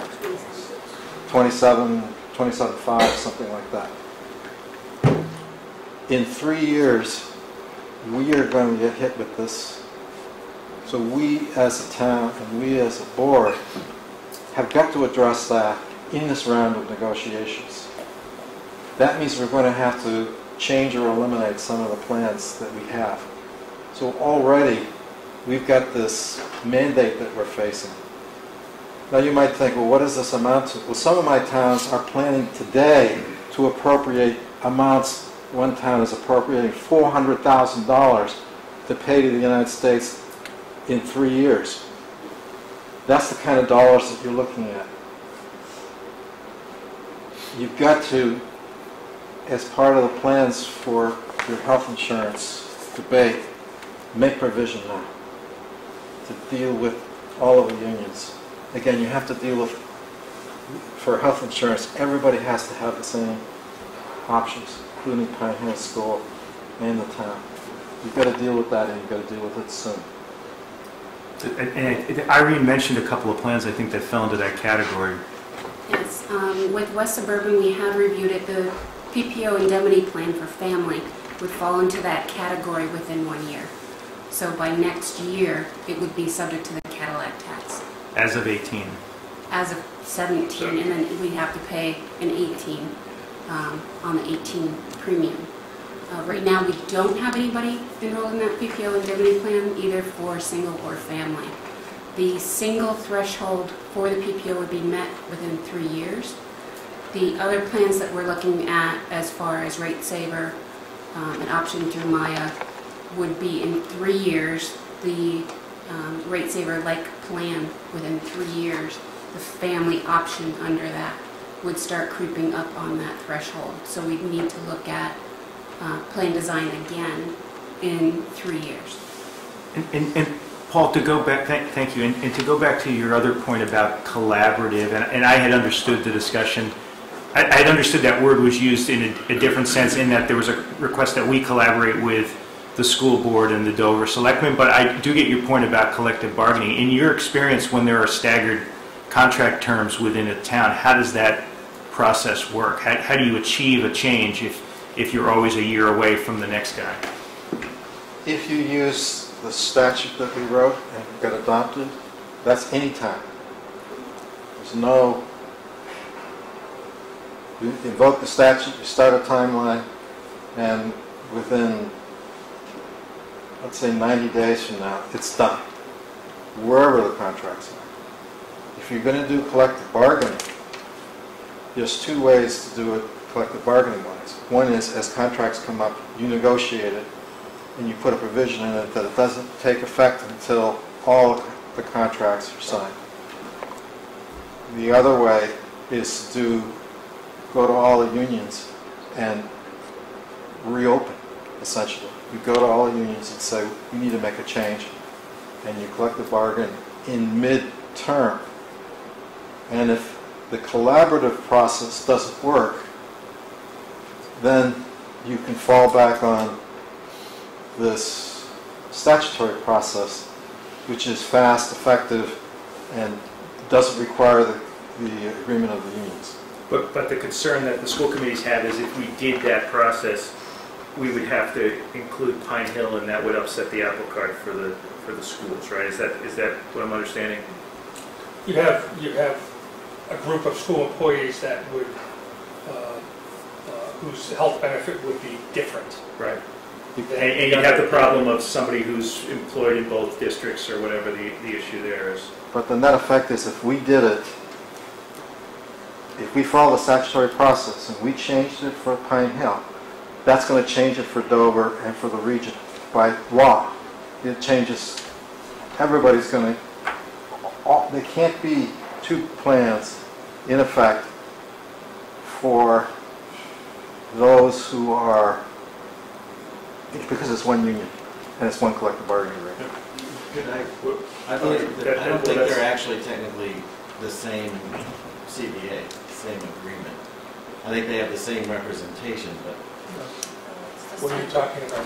I think what Paul's saying is if there's one agreement that covers all those different bargaining units, or is it separate agreements with one representation? There's 5 separate agreements.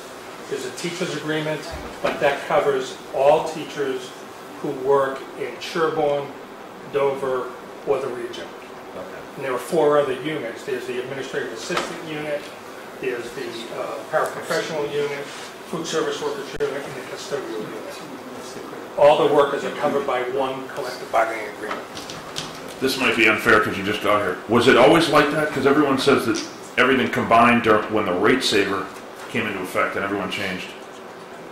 But prior to that, was it I don't know. 2 or 3 different? Somebody must have. I negotiated 2 different contracts, and that would have been in 2000, whatever was like 2004 and 2007. I don't remember which years they were, and it was exactly the way he just described it.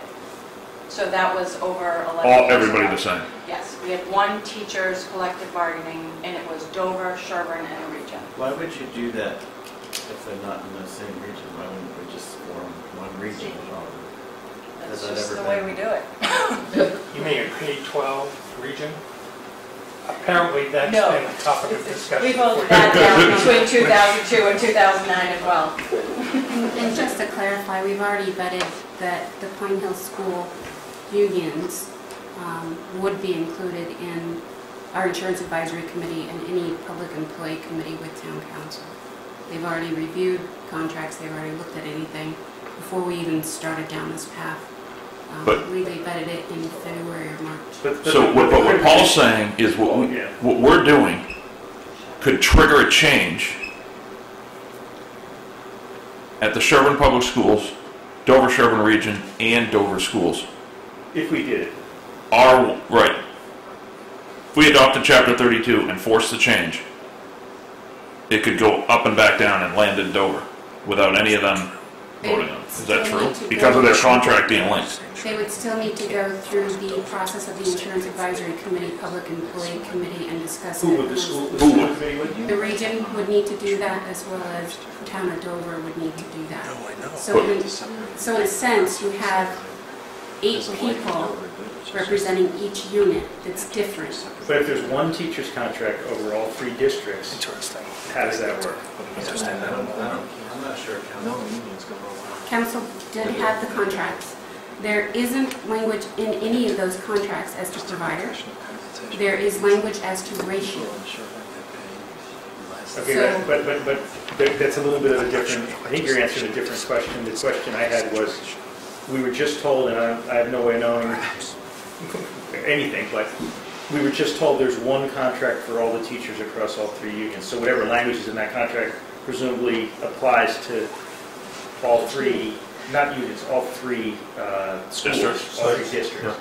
So based on what you were just saying, that council has reviewed the contract and the language would allow this type of a process, how could that process take place only among certain parties to that contract and not among the other 2 regions? That's the question. I'll be more than happy to follow up with town council. Well, that's something town council should know, because that bears on this whole issue. But that's not presuming we would do anything. I think that puts aside, we have to get these facts so we know The intent what the options are, to have a trickle down. but still have a discussion with the schools, because I don't think we can presume anything. And as David just said, the intent is not to do anything that would force others to do something. Exactly. So I'll follow up with council. Can we back up? I had a couple of questions about the Cadillac, the 40% surcharge. I don't know if this is Paul or you or Irene, you can answer it. Is that a surcharge on the amount of plans that exceed the $10,200 for individual and $27,500 for family plans? Is the 40% on that delta, whatever amount exceeds it? Correct, the variance. And that plan, I prefer, Paul, to call it Romney Care rather than Obamacare. I want to go back to the original roots, but That's the same whether you're dealing with a rural Nebraska school district or a West suburban Boston school district. Correct. One size fits all. And who the hell thinks that's a good idea?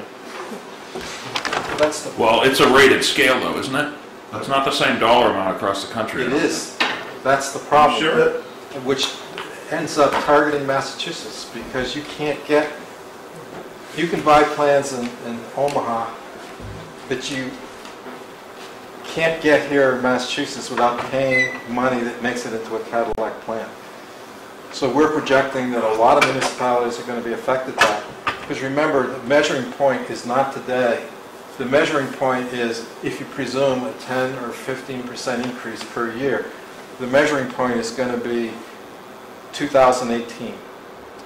And we don't even know what those increases are going to be, but if you project from the past, a lot of municipalities are going to get hit by this.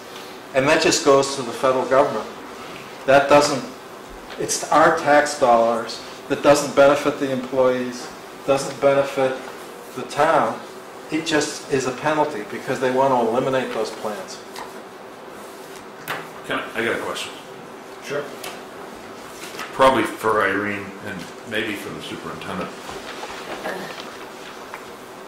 Is it possible to look at our health insurance for all employees with the exception of Pine Hill?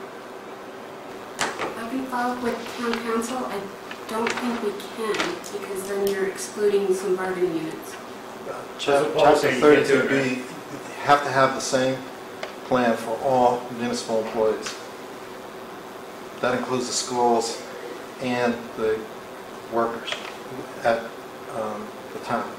Has to be the same by statute. There's no exemptions. There's no way you can get around it. So, at the same point, do legally the Pine Hill employees have to have the same health insurance as the region and Dover? Also true.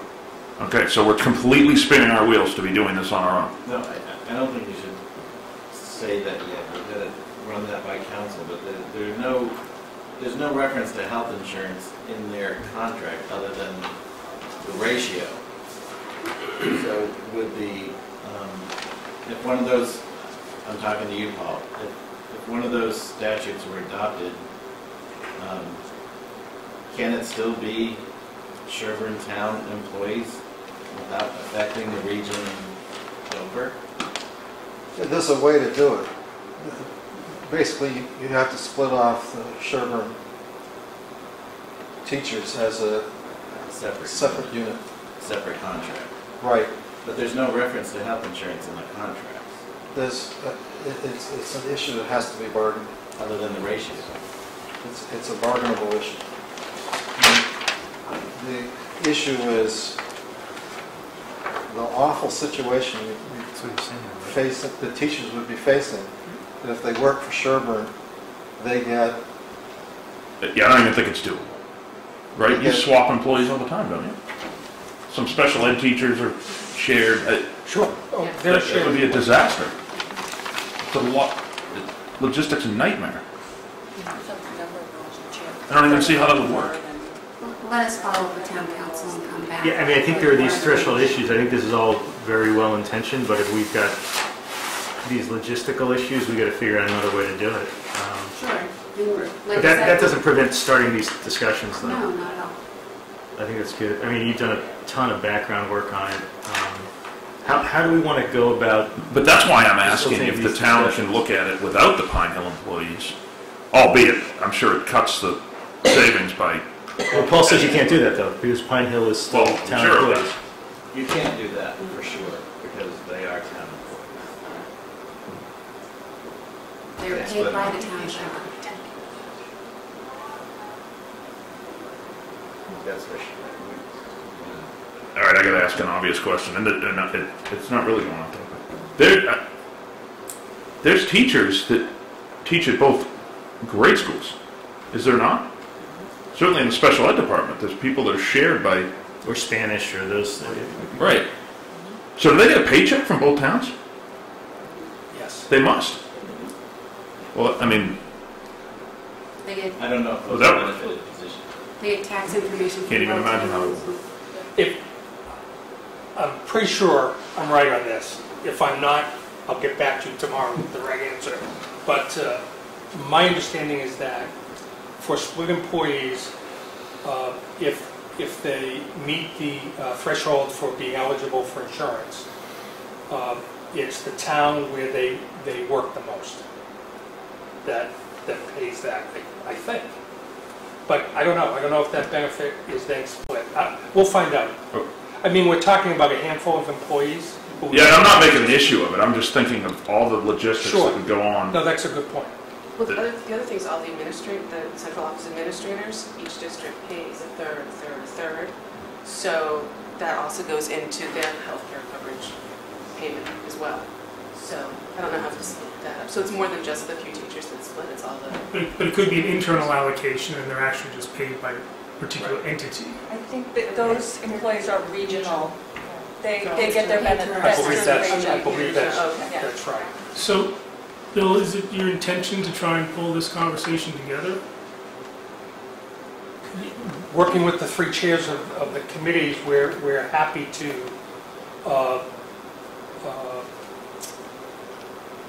make the plans to bring people together.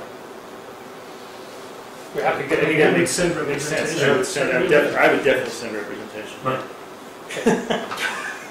don't think there's any other way to approach it. Are you volunteering to be? I would definitely suggest I think you, you're Mark. I think you're the right. I think I just heard Mark volunteering, didn't you? Or Mark. We got about numbers. It was coming from Mark. I'll tell you who's not going. Okay, good. No, this has been constructive and I think educational. Did advisory have anything to add to this other than frustration at the fact that we can't get where we want to get? Yeah. No, I just, about the mitigation, I did have a question about it was raised that employees, even though the premiums might go down, that their costs might go up on a pay per visit and that sort of thing. Is there not mitigation money set aside to deal with some of the losses that the employees might experience in that way? That's savings that are projected for the first year are put in a mitigation fund to help offset those costs. Yeah, So a lot of my private clients do that. Right. So there Set it up is- as a pool to reimburse for higher Right. co-pays, higher deductibles. Right. So it's not. Right. Yeah. 1 year? 1 year. 1 year. It can go longer than 1 year. It depends on how long it takes to exhaust the pool. So if they decide to just cover colonoscopies, it could be a long time. Such a We'll get to where else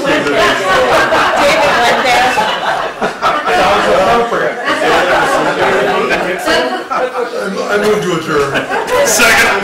A town All in colonoscopy. favor? Aye. Boy, David, you know how to kill a party.